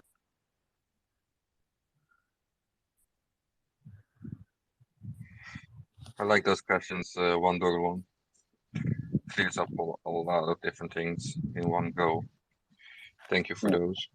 Appreciate that. Sometimes you can't read that in the fine print. You always have to take a look at the fine print and do your own research and educate yourself sometimes. So it doesn't hurt to ask a question. For sure. So, Chubby, if I say that correctly, or it's Chaby, I don't know. No, Depends you on got the it right. accent. Good afternoon, everybody. How are you today? Doing good. How are you? Hello. Doing good, man. I joined the space because I saw that you had Doge Elon up there. And I try to join anything that's like Doge related or Elon related because, well, I'm from Boston, Massachusetts, and I've been in the cryptocurrency ever since really 2014, I think. But I didn't really get into it until like 2020. So I bought Dogecoin and I've been holding since, and it's been the best investment I ever made ever. Um, I mean, honestly, if anybody out there, I hope you make as much uh, money as you possibly can. And I know some of us aren't in it, for the money. Some of us are in for the technology, but I think making a profit is a little part of it too. If any smart or wise investor would probably say that. Um, but of course, none of this is financial advice. I'd say don't risk more than you're willing to lose in this market, and have your convictions. If you believe that Dogelon is going to go to outer space, hey man, more power to you. Personally, I have nothing against Elon or Doge Elon. I'm just invested in Dogecoin because I got in like right before all the hype and all these other tokens, copycat tokens, came in. And I mean, I know I use that word, and some people don't like that word copycat, but I've gotten that before, even with my own NFT project. So I'd say don't let people stray you away. I mean, if you have your convictions, if you believe that Doge Elon is going to go to outer space, don't let anybody deter you by them saying, "Oh, it's a play off of the original one." I mean, at the end of the day, flattery or imitation is the best form of flattery. And I think the further that you can push into this ecosystem, into this environment, into NFTs, into cryptocurrencies, whether it's a token or a coin, I think you're being a part of it. You're being a part of this new ecosystem that's coming to fruition. I mean, I did say I started back in 2014, and this is weird. I was wondering if anybody could comment on this, but I feel like because I got in 2014 and I didn't really know what I was doing.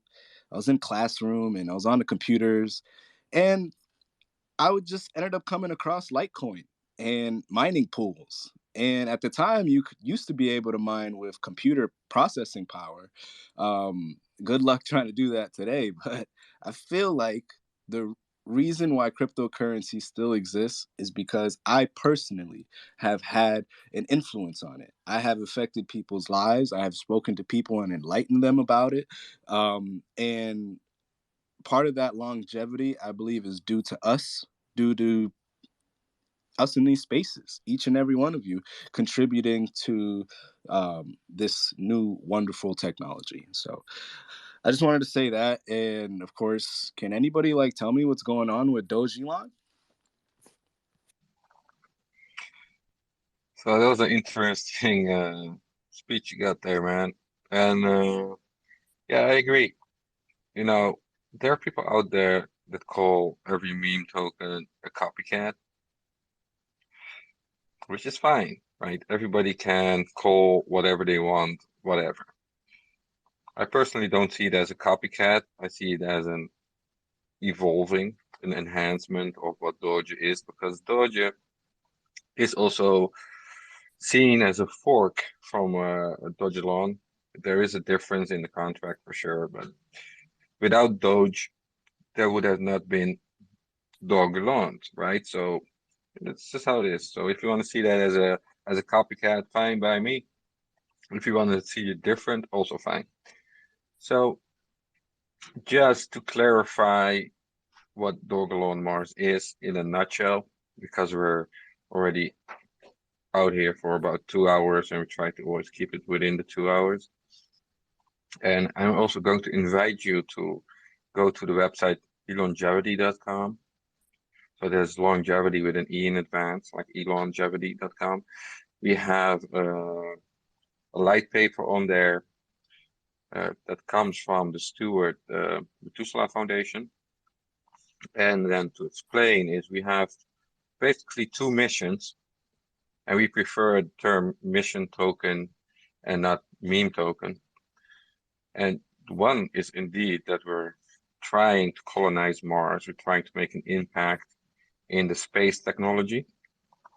And we are trying to make Dogelon Mars currency, the token, the first multiplanetary currency out there as well, to be used, not just, shot in space like some tokens are trying to do. Yeah, let's just put some hash code in the space and then we are there. No, we are trying to become an actual currency in the new space age. And then we have the longevity part, and that is a very big part towards our main whale, which is 43% that has been sent by Vitalik to them. And they decided to incorporate part of their mission inside the project together with the depths of the project. And their main slogan is make 90 the new 50. What that means is that they're trying to make humanity a race that becomes older, but also healthier.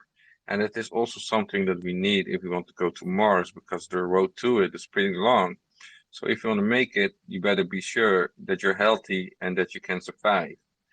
So it all feeds into each other. So that is So a little bit in a nutshell what we're talking about. I have a question. Go ahead. What do you say to like fat girls and boys that want to go to Mars as well? If they're not healthy, I mean, is that a potential problem, or like, how do you get them? Well, part of the longevity is, of course, nutrition and that kind of thing, right? I'm not going to say anything specifically about that, but if we're just looking at conventional science, not specifically longevity science, that already says something about food and exercise and things like that. So it's up to everybody if they want to do it. It's the same with the longevity science. There are some things out there that can already extend your life, right? And you either take it or you don't. I agree with that 100%. Okay, man. I had a Go quick ahead, man, mention. Dogelon. Oh wait, go ahead. Hey, thanks, Dogelon Warrior. I was wondering, I had a question for Crypto Brown, if he's there, in regards to like tokenomics from like Doge to Sheep to Dogelon. If you can point out like the volume and the market cap and all that, if you could just touch on that, because I know he's really good with that, I would appreciate it. Now, what do you mean by tokenomics with Dogecoin and Shiba? Like comparison, all of them, like for instance, let's say for since someone that got out of Dogecoin at 52, like where was the market cap, like for instance, like what was the volume behind it, like when Shiba burned 3 zeros, like what was the volume behind it, like take a look at Dogelon, because what I'm saying is, so like history, to take just to go over that, like touch on that, because you've been here. Yeah, I can't really tell you about the whole market cap because I was also one of the early holders of Dogecoin at the time when I bought in, when everybody said it was a meme. And, I rode it all the way up to 78 cents. I didn't really look at the market cap. I seen that Elon Musk was speaking about Dogecoin at a time, even at the period before he even shot up after a penny. Even when Elon Musk was speaking about Dogecoin, it still didn't really move dramatically until like what, months later. Right, from when it was at dancing at like 4 cents from there, and that's when it caught Right. wind over like 15,000 users, 20,000 users. Yeah. But what No, Fred. now to come who was saying something? The No, surgeon, you saying something? no, go ahead, boss. Okay, now in correlation where you're coming from, in my opinion, I'm not gonna say, this is my advice or whatnot, but from what I have seen, uh the thing about it is when you're hopping into digital currency early in in the space, And knowing the backing and whatnot that is behind Dogelon Mars, you see, Dogecoin didn't have no, it had no utility. It was just a people's coin. It was just a meme coin, honestly, Correct. Correct. and That word of course, utility didn't start until like 2021. right. No, it And was they used on didn't have a Reddit. white paper then. It was used So on a Reddit. I right. So remember when Dogecoin had 200,000 so how stuff. many years? How many years was it before it became a utility from the time that you owned it? I owned it since what, 2020. So what, about a year, honestly. Till 2020? Yes. I think about it like this: the people that are looking for utility in the cryptocurrency space, you have to really ask yourself why. Why are you looking for utility in an NFT marketplace where people are just looking at pictures? When you ask for utility in a coin, in actual cryptocurrency, I get that. People are asking about TVL and total value locked for Dogecoin. We should go to proof of stake. I understand that mechanism. I definitely do. But I think you have something that is by accident perfect. And when you try to change stuff like that, it could probably make it worse. And I think you have a good point when you talk about market caps, because I bought when it was around 5 cents, 4 cents, and the market cap was nowhere near the circulation supply. And so if you look at some of these cryptocurrencies that have 130 billion in circulation, or have 100 billion in circulation, that's potentially your next, like, it's not financial advice, but it's an attainable goal. Say it goes to $1. Now Dogecoin is worth $140 billion. I think it's feasible. In When we talk about things like utility, we are seeing the transaction volume of Dogecoin going up and going up. We are also seeing people taking their reserves off of exchanges, which is inherently a good thing for a decentralized system. Go ahead. You No, have what I listen, I still own some Doge. I didn't sell all of it because I love Doge too. So, what I was saying, what I was trying to point out to you, like, you did great with Doge and you were one of the lucky ones. You should commemorate yourself because a lot of people no, wouldn't it have took wasn't that luck. risk. It had nothing to do with So, luck. and no, I'm saying you should commemorate yourself a lot because back then there wasn't as much information as there is now. So you took a bigger risk than we're taking, what I'm saying initially now. And so what I'm saying is you did great. And if you're looking forward, I'm just wondering like why you wouldn't own Dogelon, because if you take a look at the community behind it and what it's doing for the community of the world, not something that they have to create a utility.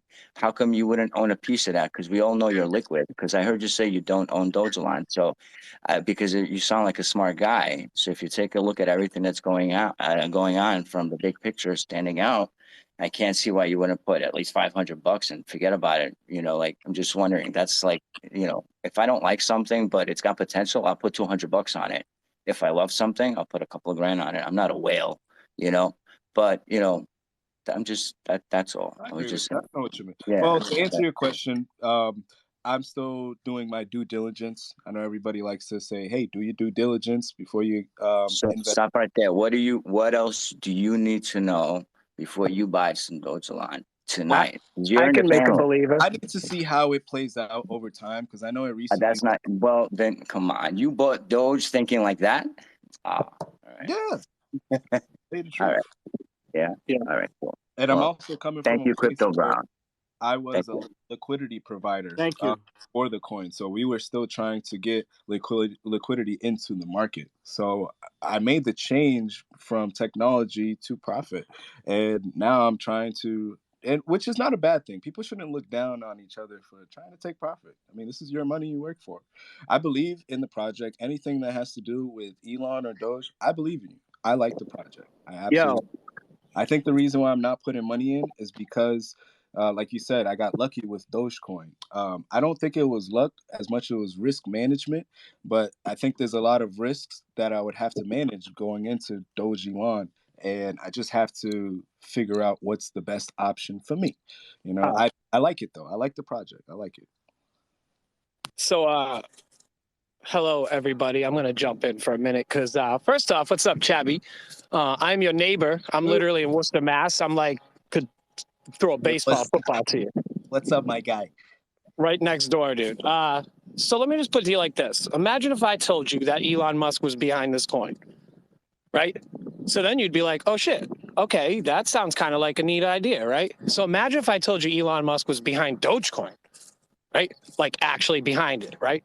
But then imagine if I told you Elon Musk was behind Bitcoin and that the whole thing was the phase 1, phase 2, and phase 3. Dogelon, the coin named Elon, is phase 3. So you like Elon, I would think that it should be a no-brainer. You should know in your heart, right? But then, so let me just point it out to you like this. Why don't you look into a man called Cicero in the Chronicles of Dogelon? Now, I know a lot of people's speculation don't like pointing out that this may have something to do with the richest man in the world. But if you look at the signs out there and you look close and you read between the lines, you'll find that all roads lead to Dogelon. All of them. And in fact, that this is probably going to be a bigger coin than maybe even Bitcoin, or in fact, Bitcoin is in place to back Dogelon. Can you imagine that? Can you imagine the US dollar being phased out because of it being always based off the petrodollar, oil?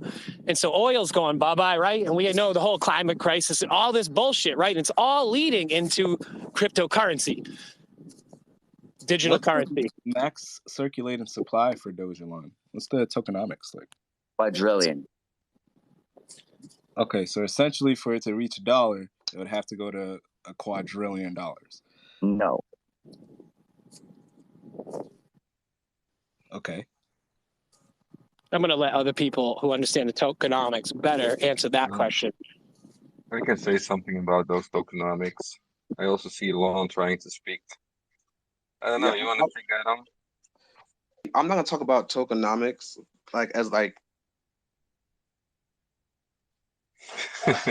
Hold on, sorry. I think I'm having some technical issues. Okay, here we go. No, it's all right, dude.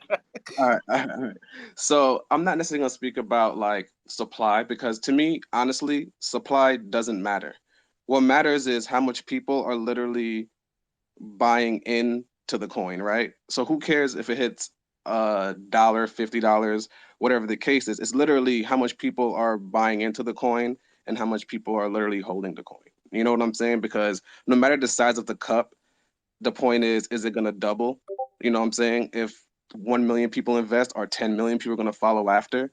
So I mean, so the thing is, it's like we're so far in uncharted territory with crypto that in order to even get Wall Street to take us serious, we have to come up with things like tokenomics, right? Because all this data is just coming out and people are trying to make sense of it, right? Like you can't go to college and learn about crypto. And if you do, you're getting scammed for your money. You might as well just throw your money in. You know what I'm saying? So I think when you ask about things like that, it's almost like, how could I digest this without realizing I'm literally in the middle of the ocean? You know what I'm saying? So you could ask about tokenomics and all these different things, but I think what matters more is how many people are buying into the token, right, other than like, burn mechanisms and supply. No, absolutely. I mean, But the one thing though, it is locked. That's the thing. The one thing is though, it is.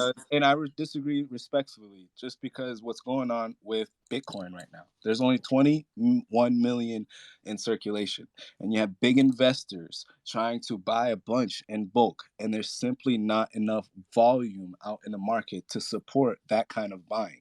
Scarcity is something that you have to know about when you talk about cryptocurrency, when you talk about decentralization. We shouldn't be on exchanges in the first place.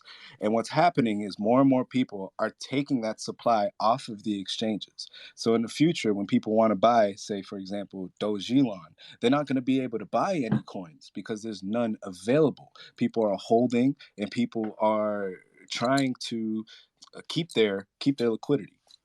So when you say market cap or circulating supply doesn't matter and tokenomics is just made up, I don't think that's true. Tokenomics is like economics. It's something that actually matters. For example, if you were to invest in a dividend yield stock, which like Apple pays a big dividend yield, I think it's like 7% every quarter or every month. And they have to be able to afford to pay out their investors that money. It's the same idea with staking, or say you're staking your coins in a liquidity pool and you gain rewards. Those rewards have to be paid out to you like a dividend yield. If you're an All right. investor, they have I to have understand. good checks and balances, good tokenomics to be able to afford to pay you that. All right, I'm gonna break it down like this, right? When you talk, let's say we're talking about liquidity pools and things like that. Think about it. That money is coming from people buying that token. There's no real money being generated. Like, I hate to get into because the thing is, a lot in the crypto space are scams, a lot. And it's not, matter of fact, I don't call them scams, they're experiments, right? So if you're talking about comparing it to a stock, people are literally providing liquidity for people to trade a token. That's all they do with it. They trade the token. You know what I'm saying? So the number one traded token right now is probably USDT and others because it's stable. But there's nothing in any other system that is actually viable right now. The only thing is there's retail not understanding what they're doing, and then they're buying these tokens after they're being pumped. So the liquidity providers are literally dumping on retail. That's what happens. So talking about science, no, these people are just taking advantage of a lot of people. And I understand it's experimental, so it may just be like, how do we incentivize people to do this and that? That's what I'm saying is like we're in uncharted territory. Like there's no revenue being made. It's people providing liquidity to other people trading because they're trying to make money. Money. You know what I'm saying? That's essentially what central banks do with our money. And it's a scam. That's why Bitcoin is going to take over. So there's Bitcoin and there's nothing else. If supply mattered, then Bitcoin Diamond, Bitcoin Gold, Bitcoin Poop, they all would have been good, doing good too. So the thing is, you have to realize, yes, supply matters to an extent, but you have to also realize that there's certain things that have a locked cap. You know what I'm saying? So as the number goes up, you know what I'm saying? It's people buying into the system, regardless if it's on exchange or off exchange. And nobody could always hodl because people have unknown emergencies. You know what I'm saying? People sell for different reasons. So there's always going to be volatility in the market. So when you ask those same questions, you would have never touched Doge. And do you understand why Doge is not spoken by a lot of people? Is because it truly is community driven. That's why Elon chose Doge. He didn't choose it, and he chose it because it was a simple process, you know. But even Doge itself, if you're looking at tokenomics, it literally releases tokens yearly. So automatically, Dogelon is the better bet because it creates no more tokens ever for eternity. Well, then we get to argue about inflation. Elon or Dogelon will inflate because it has a cap. For the fact that Dogecoin doesn't, and it has a fixed rate of 5 billion coins minted every year, it essentially becomes deflationary. Even with Doge Elon, if there's a quadrillion in market circulation, the developers probably didn't come right off the gate and say, hey, we're going to push a quadrillion coins or tokens out into the market. They're Sometimes what already out. happens is, I apologize, I don't mean to interrupt, but sometimes what happens is these developers will release maybe 1 trillion or maybe 10 trillion. Over time, they start to burn some of the tokens because this is their idea of tokenomics. If I destroy my own circulation supply, the price will inherently go up like a stock split, and I think that's bad. That's bad economics. And as far as Dogecoin goes, it being deflationary by nature is the number one way to hedge against inflation, because that's essentially what Bitcoin's doing. There's only 21 million out there, and there are Can I miners, be corrected? people on But computers that have to solve complex mathematical equations to Tabby. produce bro, this. all the tokens for Dogelon, I believe, are out. Unless I'm mistaken, they're literally out and some are locked in a liquidity pool. So, Are they? um, Yeah, they yeah, are. 3%. Well, that's I don't know. good. Somebody probably knows more than I do, I'm sure, but I'm pretty sure literally all the Yeah, tokens are out. I mean, that's good though.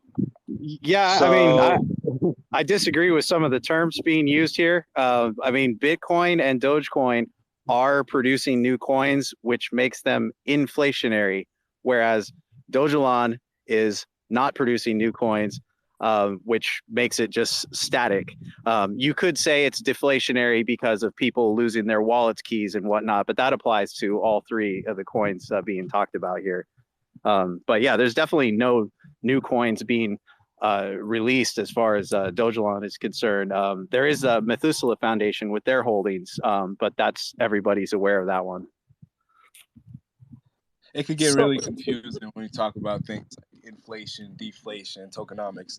I apologize to anybody in the room that has no idea what the hell we're talking about. But to those who do their due diligence and their research, I love having this conversation with you because we need to teach each other. There's nobody in our communities to organically bring this information to us. And I think it's important to know a little before you put your money in. That's it. Hey, I have a question, guys.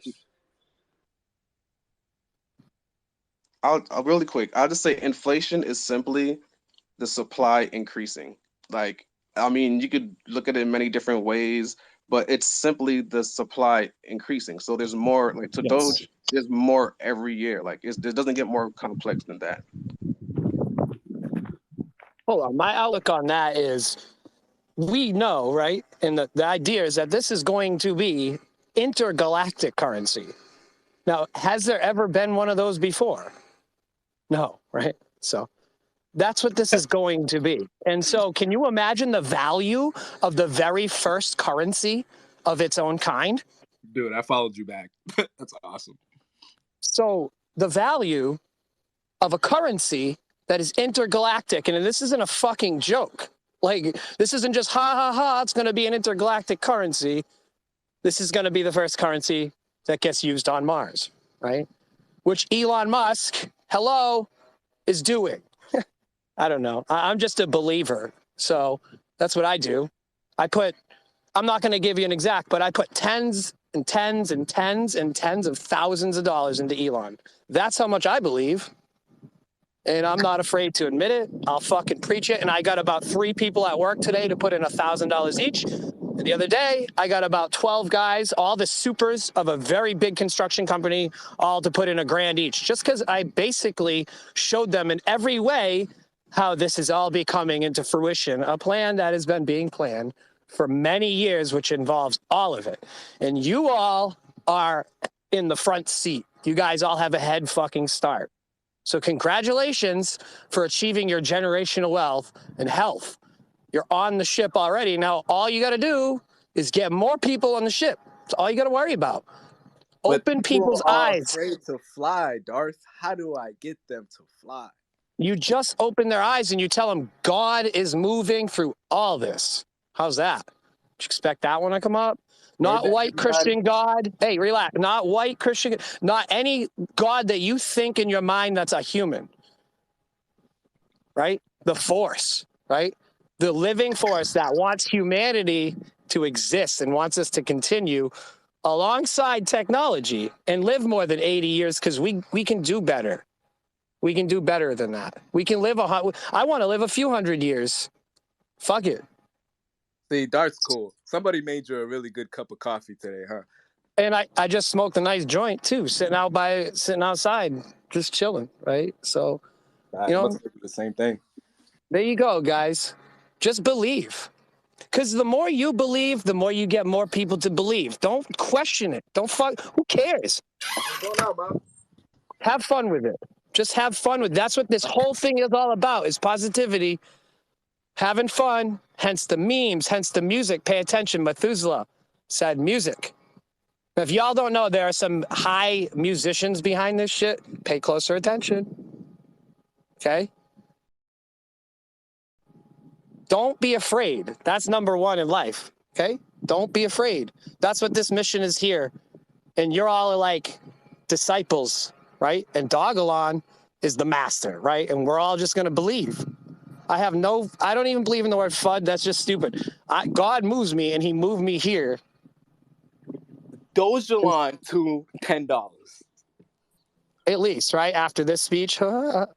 So anyways, I don't mean to interrupt. I'm just very passionate and compassionate about this. Dogelon could get to $10. Dogelon's going to $10. So, yo, Dogelon Excuse me if I cut anybody. Small caps. I don't know if you want to go first or I can go. I mean, I was just Uh, going to ask a simple question for the tokenomic guys in here. If we'll just say hypothetically, you have a token that is non-mineable, and you have a max supply of 100 million coins, and that coin was $1 a coin, what would the market cap value of that $100 coin million. be? Okay, thank you. I don't understand how people don't get that. And trading at 10, no? Like, yo, if there are 100 million coins out there, right? And the coin is worth $1 billion. That means that coin is worth $10.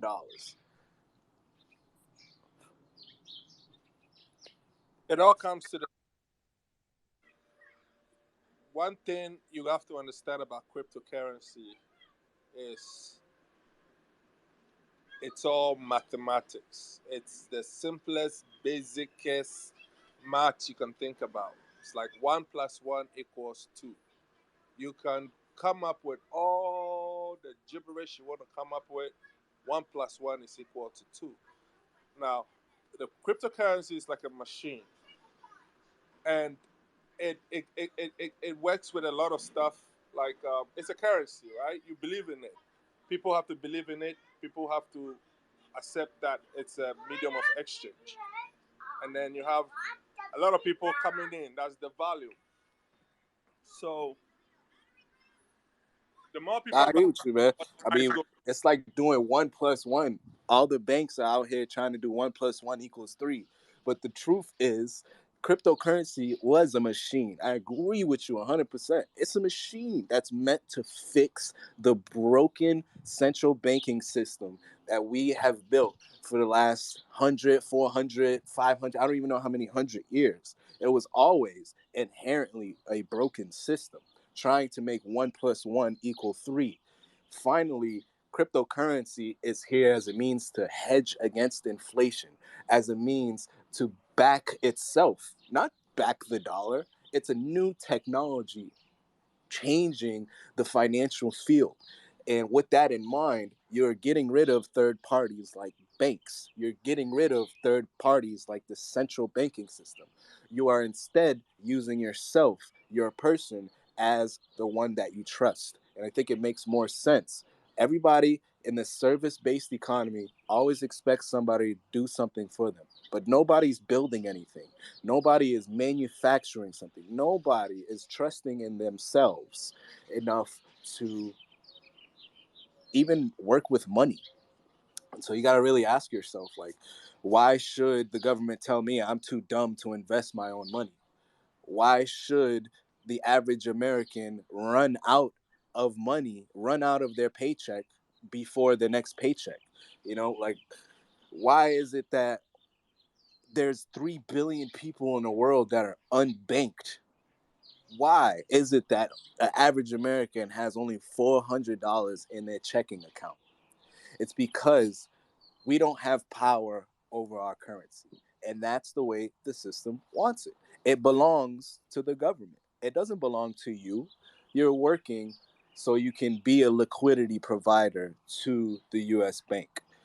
And when you see that, when you see how cheated you've been out of your own money, it makes you want to not necessarily make an investment to protect yourself, but hold a new asset, something that is going to be around for a long time. It speaks for itself. I mean, I'm not going to touch on all the data points, but 10 years ago or 12 years ago, if you bought gold, if you bought $1 worth of gold 10 years ago in 2010, you would have $1.90 right now. If you bought $1 worth of Bitcoin, you'd have $45,000. There is no competition. There is no better option. Buy you some Dogelon. Buy and you some crypto. it all comes down to the tokenomics we were talking about before. So you can never do Dogelon. I think you're rugging a little bit, buddy. Dogelon has got stuff going for it with the scientific scientific aspect, all that. But Hey man, your mic keeps cutting in and out. I would try leaving the room and coming right back. Uh, so when you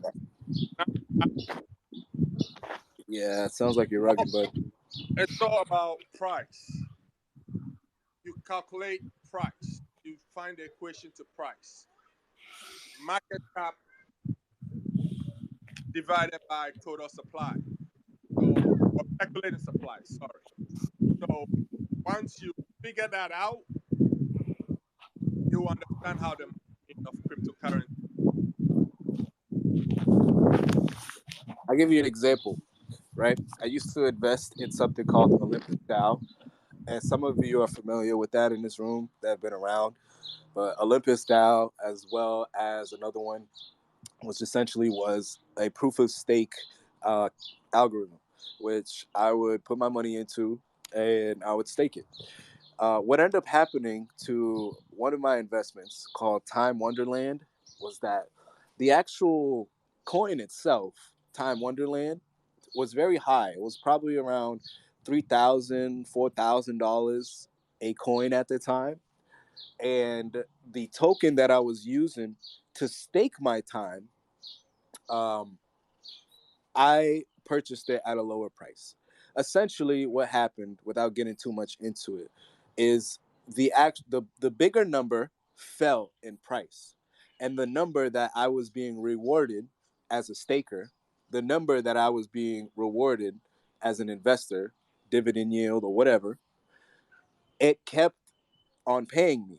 But the offset for the price dropping, that big number dropping, I never made enough rewards to offset that price. So you ended up losing money staking on that project. Of course, there's a number of things that happen. You know, some exchanges get hacked because they don't have proper node count. There's not enough nodes to be a secure system. Some things happen where people just sell off and are in FUD because Bitcoin dropped, right? So you'll have a sell off. Uh, but you really got to watch out for some of these staking DAOs out there, these decentralized autonomous organizations, because their tokenomics are offering 4,000% APR or APY. They're offering 70,000% APY, you know, and that is freaking crazy, right? Your bank right now, I have Santander Bank. My bank doesn't even offer me 1% APY every year. You know what I mean? So, like, for them to offer that ridiculous amount, it's not sustainable, right? And like I was alluding to before about dividend yields, they can't afford to pay you. Those businesses can't afford to pay you those rewards out all the time. It's like siphoning money away from their actual market cap. And so watch out. Watch out when you're looking at some DAOs. There are great ones out there, like on Radeon. There are great ones out there where you can pair. You can pair Bitcoin or your Litecoin or your XRP or your Dogelon even to the exchange and become a liquidity provider and be rewarded maybe 3 times every day in a 24-hour period. Every 8 hours, you get a reward at 7 or 8% or 5%. That's fine, right? Well, you got to think about it this way, right?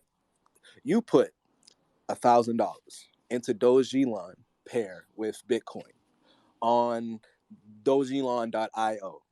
You connect your wallet, and in your wallet, you got your Dogelon, $1,000 worth of it.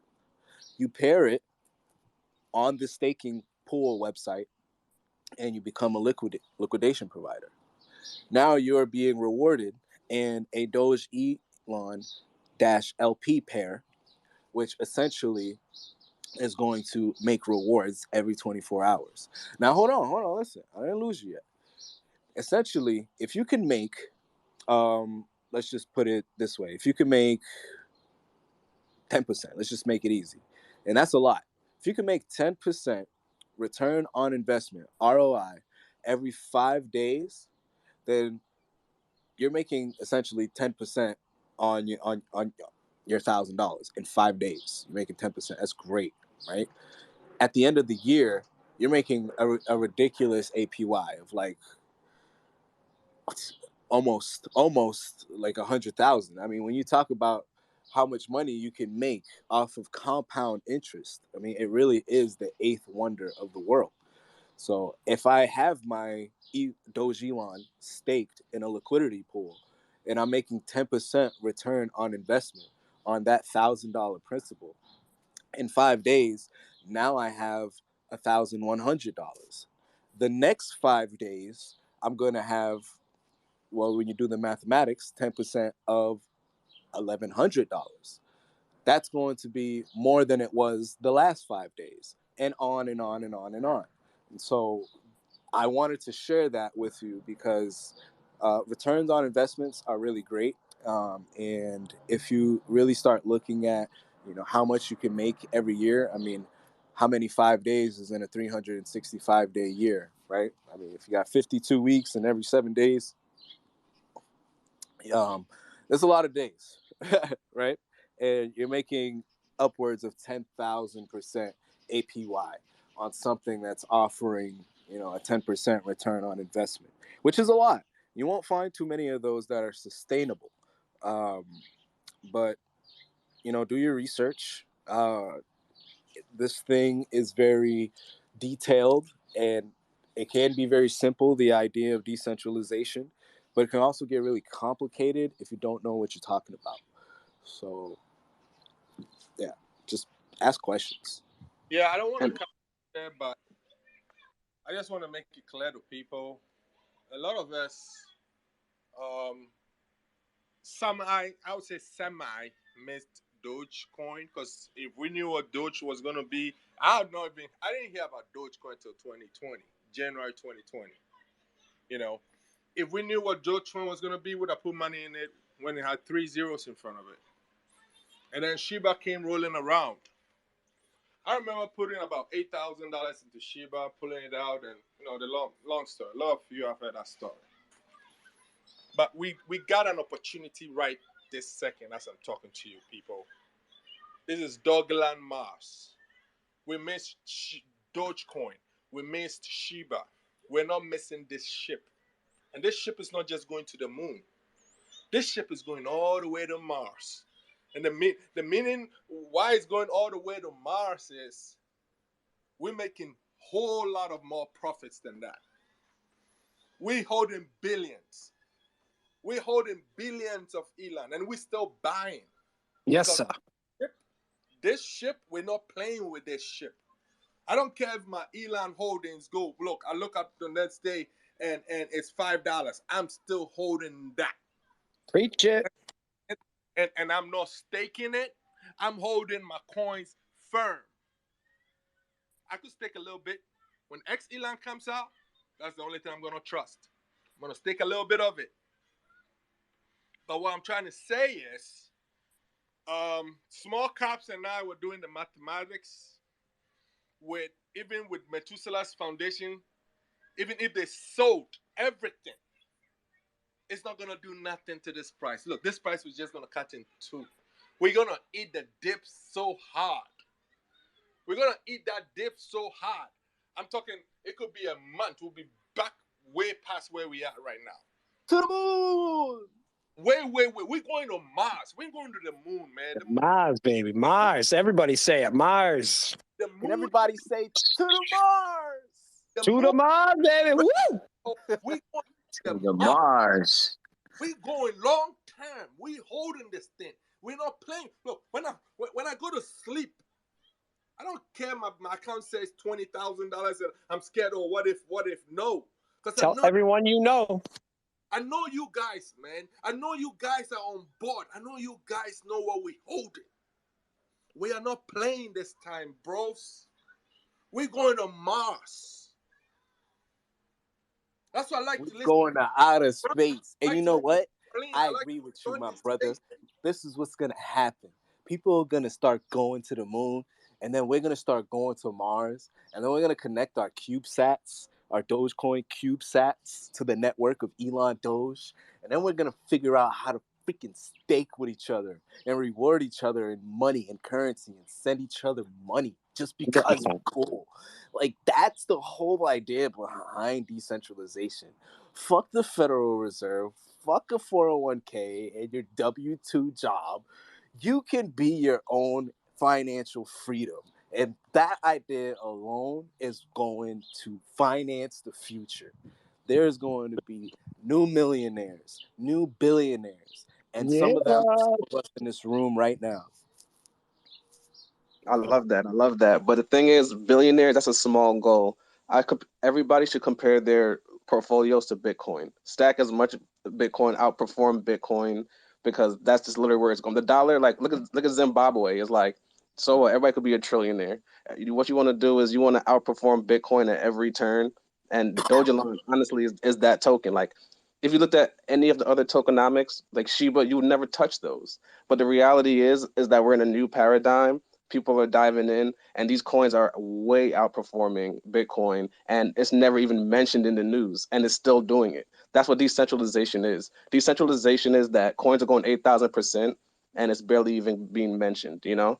So I love where it's going, and I love all the different perspective and takes. I love the experimentation, but just like Krypton said, it's like I'm holding on to my Doge. I'm not staking it, nothing, because at the end of the day, it's like when it goes that other 1,000, whatever, 2,000%, which I believe that it could go. You know what I'm saying? That's Yeah, where the but reward is going to come from. 100%. Listen, I can attest to what happened with SHIB last year. I had bought some just in the beginning of the summer. I think I had like $1 billion. Now, I had never bought a billion. I just had a feeling like a buddy of mine had it, and I was almost like jealous. And I bought it. And I I would have watched been like 7 or jealous. 8 grand go up to like $80,000 in like less than a week. Dude, I you had a fucking billion? have never seen that. So I can attest to this coin. Wait till you see what this coin Elon is going to do. Y'all going to be like, our eyes are going to be like bug eyed walking around showing our families our phone. And they're going to be like, what? And then they're going to be like, oh shit, looks like mama's getting a new fucking car for Christmas. What have you had $1 billion of in your life? $1 billion Shit. of. Dude, like, that's a lot. That's a big number, bro. That's a huge number. I can't think of a lot of things I've had $1 billion of. Yeah. Imagine having $1 billion because you bought a bunch of Elon. What?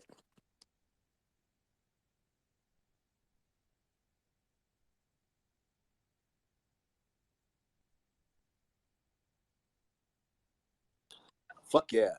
Quit your job today, man. Just buy Doge Elon.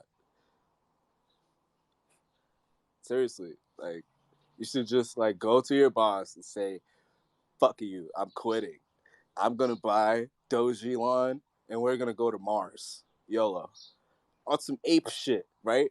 Because that would be the realest show of character you've ever shown in your life. You need to go for those power grabs where you can, because you're in here and I'm in here. We're in this shit and we're gonna fucking go to the Mars.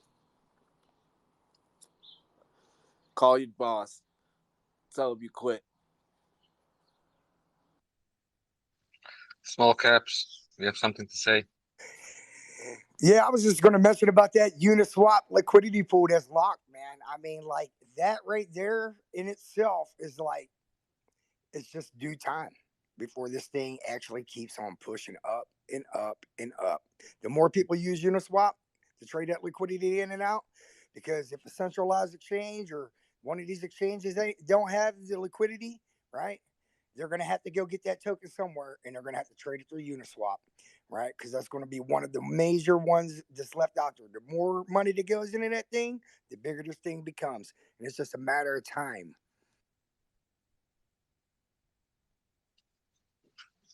For sure, that's the most underestimated aspect of this specific token. What is locked in the liquidity pool right now and how it is growing and growing and growing. So imagine where it will be in 5 years and what the impact that is. It's really underestimated. So Dogelon Millionaire, go ahead. You have a question. Everybody's very optimistic. I'm very optimistic as well, right? But when let can someone, if anyone can answer me this question is to the community itself. When do you think this token will honestly explode? Like when do you think it will? When we will see the We results? don't know. That's the answer. We don't know, but it will. Don't panic.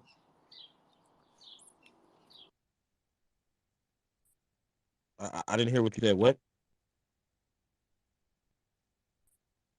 I can chime in. He said he doesn't know, but it will go. I'd like to add to it.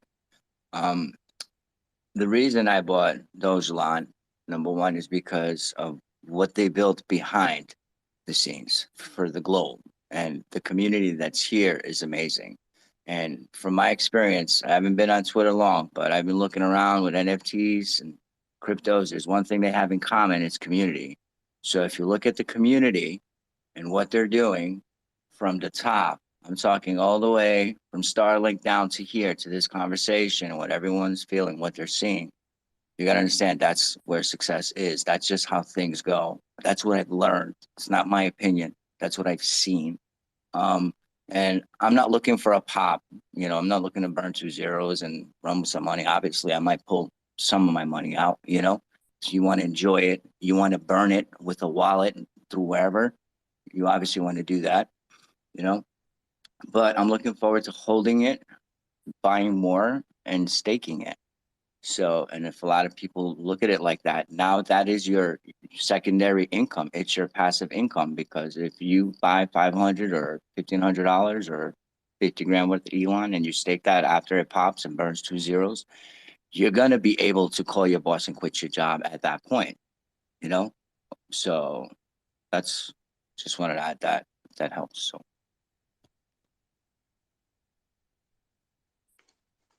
I love that. I appreciate you for sharing that also. Super dope, super dope. For sure, for sure. And uh, I'm enjoying listening to everybody in here as well, and their thoughts and their experiences and what they know. I learned a lot tonight. Really appreciate it, everybody. But I think it's inevitable, honestly, because what I realized, honestly, like if people look at the Bitcoin chart, just the lifetime chart, they see that it's up and to the right. You know what I'm saying? And it's difficult to see what is going to cause these things, but it's weird how I feel. This might be going a little like deeper than some people, but you could see when potential conflict will happen. Like for example, like the things that's going on in Ukraine, COVID, all these things played a special piece in allowing Bitcoin to be where it is right now. And from the lockdowns to Robinhood technology to allow so much more investors to go in. So people are literally in their house, basically just investing, half of them not working, saying getting stimulus checks, people trying to beat inflation.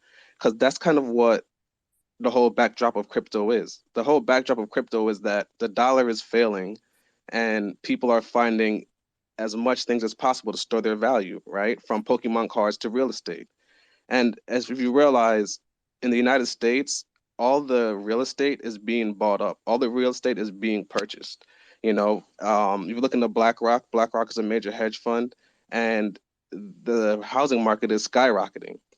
So this is because people are trying to find places to store their value. So when I look at Dogelon, what I'm saying, just to zoom in a little bit more, when I look at Dogelon, when I look at what Elon's doing in the space, like even his purchase in Twitter, the 9 billion that he bought into Twitter with like and getting a seat at the table is all a part of the journey. You know what I'm saying? So Dogelon is going to be along that ride with Bitcoin and every other coin really around it. So that's why I'm invested in this personally. And also because I love the mission behind it. It's about longevity, it's about taking care of one another. And it's also about, what I'm saying, just overall healthy living in general. So COVID showed us that, we got to take care of ourselves, take care of our health, and not take it for granted. And now we're at the forefront. So I think it's really just up to us to continue just to spread the word and just let people know it's like, to be honest, people don't really have a choice but to get into crypto.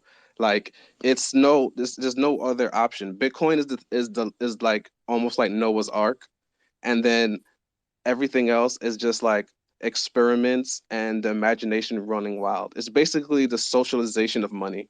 Money has become social, so it's really up to the community to continue to do what they're doing, to, what I'm saying, to take different people in, hear different people's perspectives, and also, just be lighthearted and enjoy the ride. So some people could sell, some people could buy, you know what I'm saying? But I think the number one thing to understand is the specialness in this coin and the timing. So I assume pretty soon that Doge is gonna be tippable on Twitter. That's my assumption. You know what I'm saying? And then the moment that happens, you know what I'm saying? I think it's gonna bring in a nice ushering of like an appreciation of mission tokens. Now, small caps make kind of in the calculation with the Uniswap liquidity pool that's locked away forever. And the theory behind that was that in a sense is a burn because it's locked away forever. And the amount or the percentage that is put in there per trade is 0.3%. Seems like a small number, but then when you look at a 24-hour daily trade of like $1 billion, that's $30 million. And in today's prices, if you take $30 million and you spread it over Dogelon Mars, you might get, I don't have a calculator in front of me. If anybody does, you can help. But you will be looking at a very significant number, probably in the trillions. So over time, as this coin is getting traded, the features that were used to create it, with this liquidity pool that's locked and this money that's going in there, in a sense, is burning the tokens. And we all know, with the inflation, all the inflation was these COVID issues that happened, and then all those money they were printing. The more you put more money into the circulation, the more the value goes down. So the more, the opposite, the more this token gets burned and it's put away in the liquidity, and staking comes out and people can stake it and it gets out of circulation. Who remembers what happened last week? Did you see what Elon did? That was like a tip of the iceberg. That was an example of what's to come. When Elon gathers its momentum and it starts taking off, people will be standing and holding. People will be like, the mouths were gonna drop. It's like, and we know it's gonna happen. That's what we're holding and we're waiting. You know, over a time. So like I said, the machine. This is a meme coin. A meme coin. It's a mission coin. Top three. When you look on all the charts, Doge, Shiba, Dogelon. And we all know it's Dogelon's 10 because it has a small market cap. So you have to look at where the big money is looking at. This machine is driven by volume, driven by holders like us, a strong community, a strong token, unbreakable token, unfundable. When you look at the whole coding, the contract, everything is put in place where when an investor is coming in, they feel secure. It's the machine. There are various companies working at the same time to drive the thing forward. Over time, this price is going to shoot up. And those who bought early, that's the most important part. Meme coin, mission coin, you buy in early, you ride it all the way up. So give it time. Don't worry. Don't freak out. Give it time.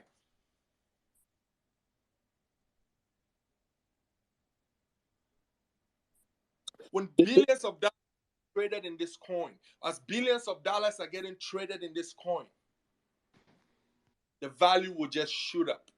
Automatically. And that is the whole tokenomics of this token. It has a set total supply, circulating supply, but as trading is going on, it's reducing because Uniswap is locking away part of it.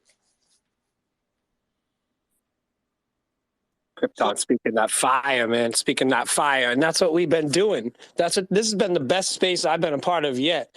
It was like so raw so far. And like, I'm so thankful. Like, I know we're going way like hours now. We're going like 3 hours. Well, let me tell you, man, this is so far because we like a family. Like we're working this out. We taunting each other. We getting each other going. We reminding each other about the mission. It starts here, but then we're like the middle of the sun, and then we all aim outwards like the rays of the sun. And remember what I told you, the sun doesn't decide to shine on just this guy or do only good every day. The sun shines on fucking everything, just like God, right? And that's what we got to all remember, right? We're the unit together. Together when we have these spaces and we get each other going, we get that fire going about Dogelon.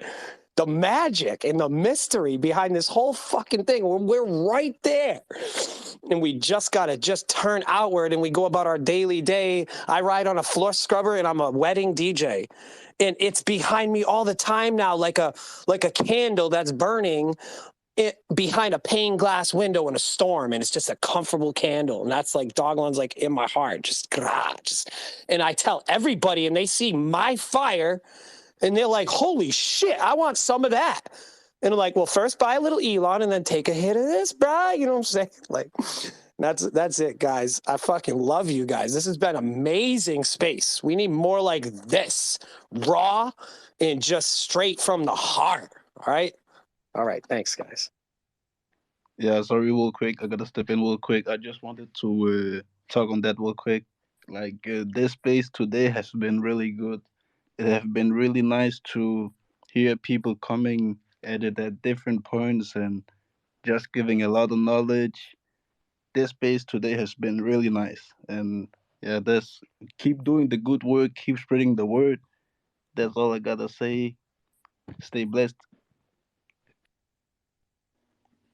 All right, I just want to speak on the mission that Dogelon Army brings to the table. But for some, going to the Mars is a metaphor for achieving a higher quality of life. And for others, it's a literal of actually going to the Mars. What Dogelon Army aims to do is focus on the home front and not forget those we leave behind when we go to the Mars, and to create a gateway for others to achieve a higher quality of life. Dogelon Army aims to build communities that work as a collective to move society toward a more utopian vision. We aim to build communities that facilitate brainstorming, bringing together minds of all skill sets to focus those skill sets on finding the best ways of doing everything. Because there's some things that as a civilization we should have mastered by now. And the only reason I can come up with of why we haven't is because the powers in control want to stay in control and promote a system to maintain the status quo.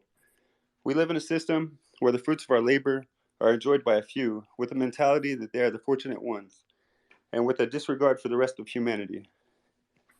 It's time that we move away from this system. There should be plenty to go around. I do believe that we are all one and motivated by the desire to help the parts of humanity that suffer the most because of this system. We're on a mission to build a society where quality of life is universally available and opportunity is available to everyone.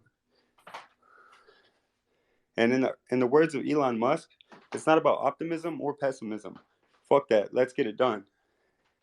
And the solution to the system is not the system itself. The solution is to create a system of our own and bypass their system altogether, what is called a parallel society. In this collective, we are united beyond all borders. We are no longer disillusioned by our differences. In order to transfer the power back to the individual and the community, we must lead the way. We must form a collective large enough that we become the legs holding up the system of tyranny and walk away from it. And we can establish this magnitude of collective simply by taking care of people and offering them a better way of life. In order to break free from the dependence on a central system, we must build communities that have all the necessary aspects to be self-reliable. This is a ground-up approach that seeks to optimize all aspects. And like-minded individuals who also wish to live in a better world are invited to make a pledge to open a center for their community. A center is a balance between business and education, as well as community outreach and nurturing aspects in a way that mutually benefits those who contribute to it. You can add a city simply by getting in touch and we'll put together a declaration post. Also, check out the mission at dogelonarmy.com. You can reply to one of our posts or send us a Gmail at dogelonarmy@gmail.com. We all deserve to live in a better world, especially our children. And also, by letting your community know how they will benefit from the success of Dogelon Mars, you'll be giving your community another reason to support Dogelon. As a collective, we will give the world more reasons to choose Dogelon as a world-changing token.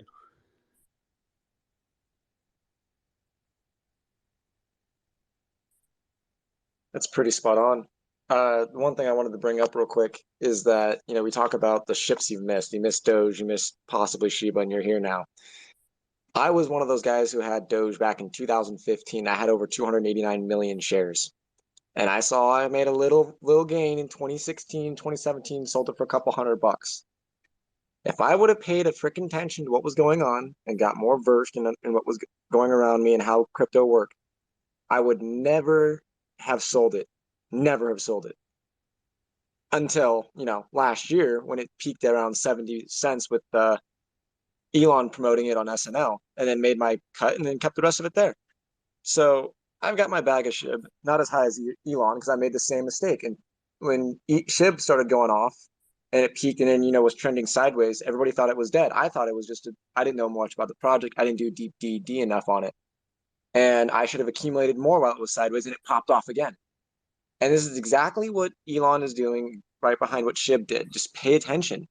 You'll see it. It's literally about a year or 10 months behind what SHIB did. It's trending sideways because it's building up those lower level supports and those better supports so that way it can't drop farther than where it is. Look about it. We've been treading pretty good now above that new zero line that we just broke. We finally killed that zero and it's staying put above it. Just keep on it, and that way you see it sideways, don't think it's dead. Just start stashing it like acorns. Throw a little bit more into your WAG, throw a little bit more into your wallet, just keep it, and then it pops off again. You don't want to be that guy at the table where you hear somebody saying, "Oh shit, did you see Elon go up to this?" You're like, "Yeah, man, I've got, a good healthy bag about it. I'm just watching it and just sitting back and enjoying it." Instead of like, "Oh my God, I missed it. I got to buy more now." And realizing you had an opportunity. And so getting in on it now is the most intelligent and most heartfelt thing you can do for your future generation, for kids or your parents or whoever you want to help out with it. Because you're on the forefront of it all right at the very beginning right now. Think about it. Not even 10% of the world's on crypto. And you guys are here early on a project that's deemed about withstanding health and growing health. Think about that. All the countries in the world, they want better health. They want better, environment. And that's what this token and their in the Methuselah, I'm sorry, I mispronounced that, company wants to drive. And that's all things everybody wants to take and cherish and hold now, especially after the whole COVID issue. That's exactly what everybody wants to see, their health. They want to make sure they maintain it. They've got a new value now for life and for personal health and to be outside and enjoy the environment and how can we make things better. And so if we're up in the forefront like this, we'll be the next changers. That's going to be us. We'll be the ones that can go into those communities and make those changes. When they ask us how we did, like, "Oh, I made a pretty penny with Elon, but now I'm going to turn around and help out the community." Like a personal side point for mine, when I make enough off of this coin, first thing I'm going to do is I'm making a shelter and a community for veterans. Do a tiny house community, make it out of whatever they want, either regular tiny houses or out of the shipping containers, whatever they want to do. But that's the first thing I want to do to help give back to the communities, give it back to some people. And that's what's going to be the difference. I think that's what, even though there's some contest between SHIB and Elon, you'll be surprised that some of the members are the exact same way. They want to give back into the community and help the community out. But I think Elon takes it a step further with the Methuselah Foundation, and that's going to make it, the night and day difference between the two.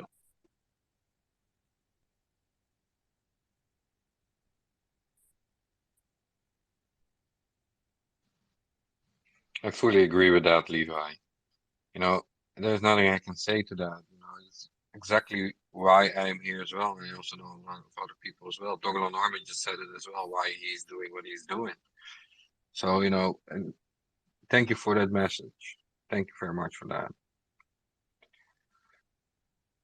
So We have a few people that have been standing with their hands up for a little while, but before you guys had your hand up, we also had Real Rap already coming in. So I would like to give him the word first.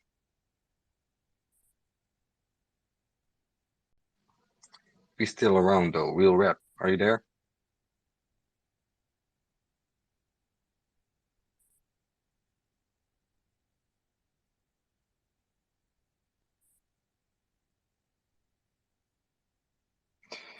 We can't hear you, so I don't know. You don't look muted.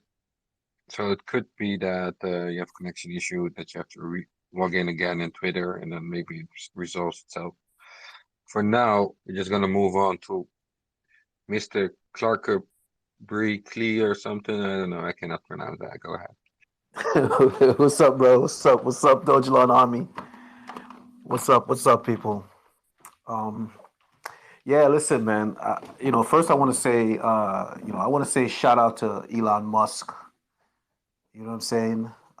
One of the coolest billionaires out here. I mean, like one of the coolest billionaires out here. You know what I mean? Like he he makes billionaires take a second look at themselves and wonder, what are they really doing?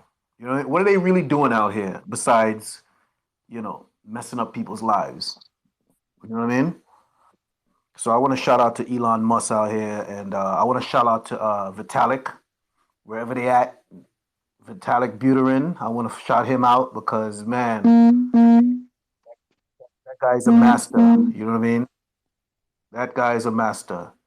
And, I want to piggyback off, I forgot who it was. I was cooking. But he's talking about giving back to the community, right? And, a good idea is like, we all become rich, right? All the Dogelon community becomes rich. I mean, why don't everybody get together and create a foundation? You know what I'm saying? And, pick certain projects in the community that the Dogelon Army is funding. You know what I mean? Like stuff like that. Instead of we all just run around or everybody run around and buy their Lambos and stuff. You could do that too. Yeah, for sure. I do know that there are already people inside the community that are thinking about something like that, setting something up like that. But before we can really go into depth with doing something of our own, we first need to become millionaires, right?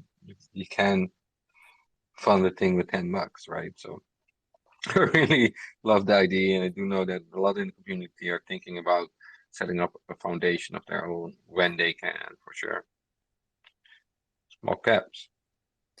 Hey, so I wanted to just say, like, when they came on today with the swap zone thing, they're providing you a service to be able to swap your coins very, very easily, but they get paid for that service by them liquidity providers. Okay, so the revenue that they're making, if you was trading Elon, right, for the day traders or whoever's trading Elon, if you actually use Uniswap yourself, well, that liquidity that they would be getting paid, right, or any other third party or liquidity provider out there, whether it be Shiba Swap, whoever swap, this swap, if it's Uniswap, then you're providing liquidity back in our own liquidity pool that's locked because the developers can never pull from it.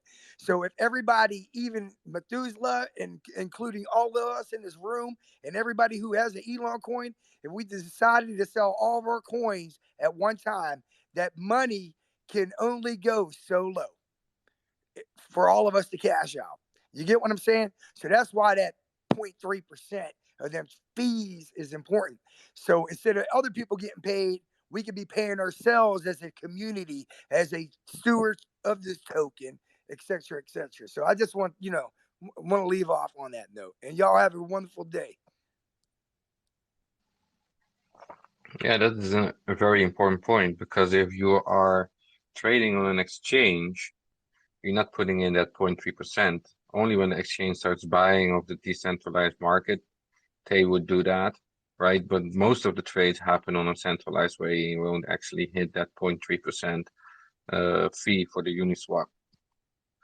So yeah, that's definitely a good way personally, I prefer decentralized trading if I trade. So I don't really go into exchanges. Of course, I do have a few exchanges that I use for my day trading and other parts of trading.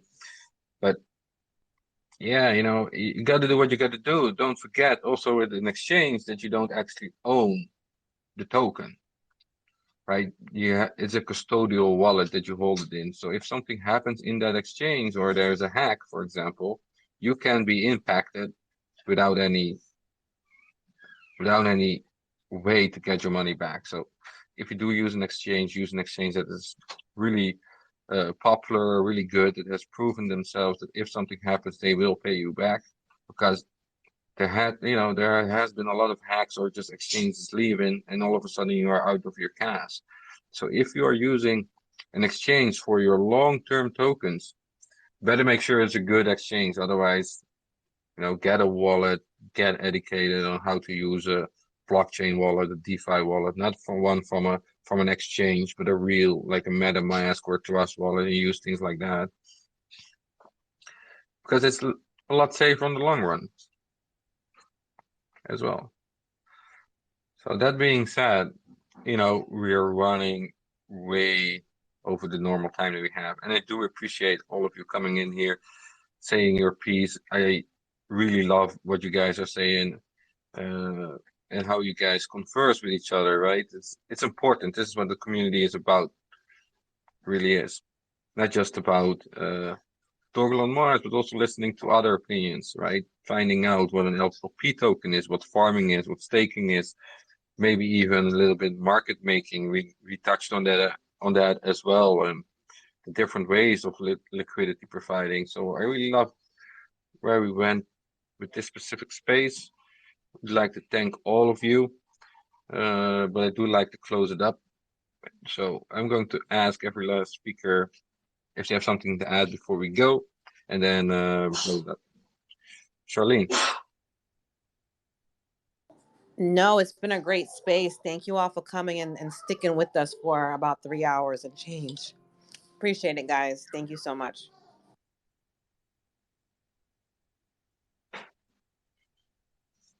Last year. No, that was highly interesting. Thank you all for the input and all the talks, and keep up the good work. Don't fall asleep there, Glastier. No, it's late over there. Don't do it. We're almost there. Almost. No, it was too interesting. Dogelon Army. Yeah, I just want to give a shout out to Tater Poutine for coming to the space, as well as follow him and check out Human Z Evolved if you guys are interested in making NFTs. Amazing information from those guys. Thanks, man. Crypto Brown. No, thank you very much for everybody who was joining into this space today. We greatly appreciate you and your information that you did, spill out today. Thank you. Small caps.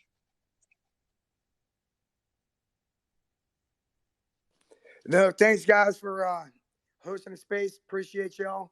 Everybody use Uniswap and we can pay ourselves to Mars. Anyway, y'all have a good night. Loner. I appreciate the conversation. I appreciate all the perspectives.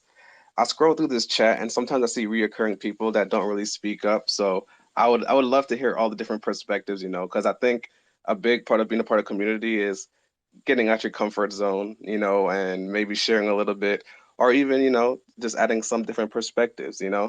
So I appreciate everybody. I appreciate the space. And what's funny is that the first thought I had was every dog has his day. And I'm looking at Doge right now, looking bullish as fuck. Excuse my language, but I think, I'm saying, we're in for an interesting time. And I try not to get bullish at resistance, because support is where when the chart drops down, like people are scared, people want to sell. And then people always get bullish at resistance, where that's actually the least likely place for you to make money. But I'm very bullish on the Dogecoin chart, and Dogelon is gonna be following, I believe, shortly after. So everybody invest safely and just don't forget to enjoy the moment, because it's not where we're getting, it's not the money you're gonna possibly get, but literally it's the journey. Like, it may sound cliche, but it's literally the journey. But take care.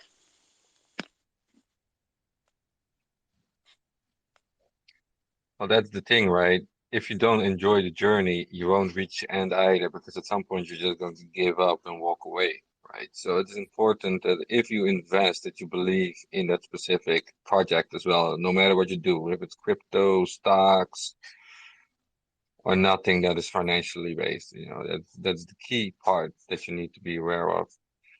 If you don't have that faith, you're not gonna make the end of it either, right?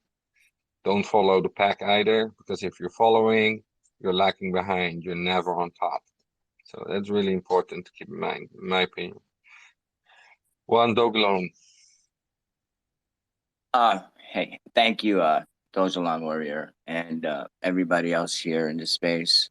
I really appreciate what everybody said. I learned a lot as well. I took a lot of notes. I hope everybody else did. If anyone missed anything, my DMs are always open. If I DM anybody, respond.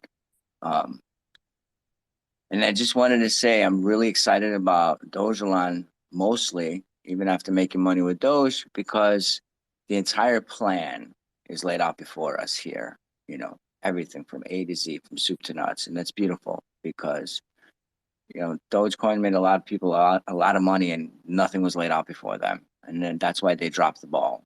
And Shiba burned 3 zeros. People made their money, and now it's waiting on the video game to burn through the rest. And guess what? Dogelon is ready to take off. So I'm happy.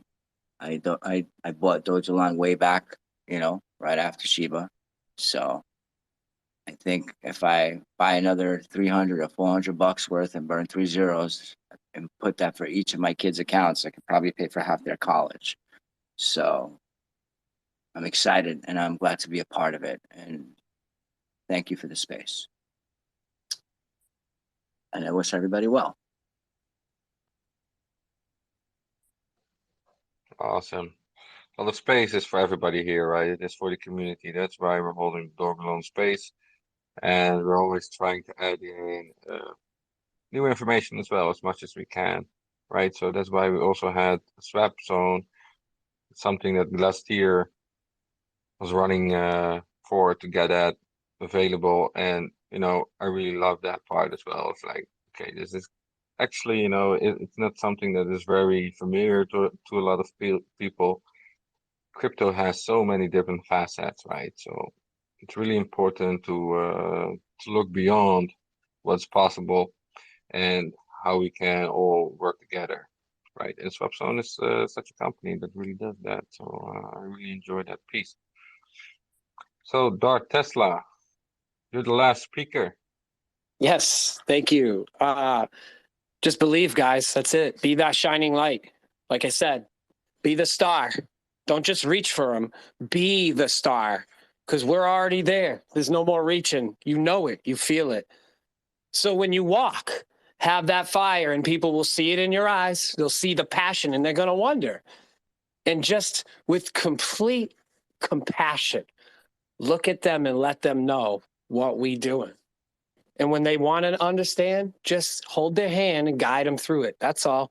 It's not financial advice. It's helping. In my opinion, this whole movement is evolutionary. It's revolutionary too, but it's evolutionary. And it has everything to do with us humans surviving and using technology and doing this mission together. That's what this community is about, is doing it together. So be that shining light, right? And let God move you through it all. Thank you very much. I love you guys, and I can't wait for the next space. And I'd also like to maybe talk to you guys at some point about throwing a space for just talent. People got talents, they got poetry, if they got some tracks people want to listen to or something, like maybe we could think about doing something like that. So thank you very much, guys. Really appreciate this space. Have a fantastic evening and a great day at work tomorrow. Awesome, man. Thank you for that closing statement there. And we can definitely think of something. I just followed you didn't know I didn't follow you before. So you can send me a DM about your ID for sure, and we talk it over and find something out how we can make that happen. So just to Awesome. close Thank this you. off, oh, you're welcome. I want to thank every speaker on here, everybody listening as well. Again, there was an amazing space. But as a closer, I would like to tell you guys that the Methuselah Foundation asked me to release a little something to you guys, and that is that they have opened their own Discord as well. So we have the dogelonmartians.com Discord, which is about the NFTs. This specific instance with the Methuselah Foundation, they opened their own Discord to talk about longevity, to talk about space, to talk about proposals, talk about the crypto project, what we can do with it as a community, right? So that is a completely different flavor than the NFT Discord. I'm going to send that link out after this space. So if you're interested in some more deeper conversation, that's the place you need to be, right? It's not always good to do that in NFT Discord. The Telegram is also not always the best place to be for a deeper conversation. This Discord is made for it, for the tough questions, not just for crypto tough questions, also for science, right? So scientific questions. And there's also a psychology channel there. So that's also a big part of everything, right? It's not just longevity, but if you're not happy, why do you want to become 200 years, right? It's the main factor. So that's also very important to look into, but it also has to do with aging, right? So one of the topics that recently popped up because it is like soft announced before is how does the mental state affect your aging? Things like that, topics like that all come up in that. And one of the things that came up into it is the first ever Dogelon DAO, right? So I invite you all to come over, right? You guys will be the first in there from the public announcement. Really come over. It's going to be a blast. I really know that you guys are going to bring in so many different subjects and ideas. And it is also a way to learn, right? There are scientists in there. They're willing to help everybody out to understand certain subjects as well. And other communities will also at some point join. So I hope to see you guys there. Thank you, co-hosts Charlene, Glastier, Crypto Brown, for sticking out, coming in and being here as well. Really appreciate it. And I see you guys next Thursday. For now, great evening, great morning, or good afternoon. Toodles. Peace out, family.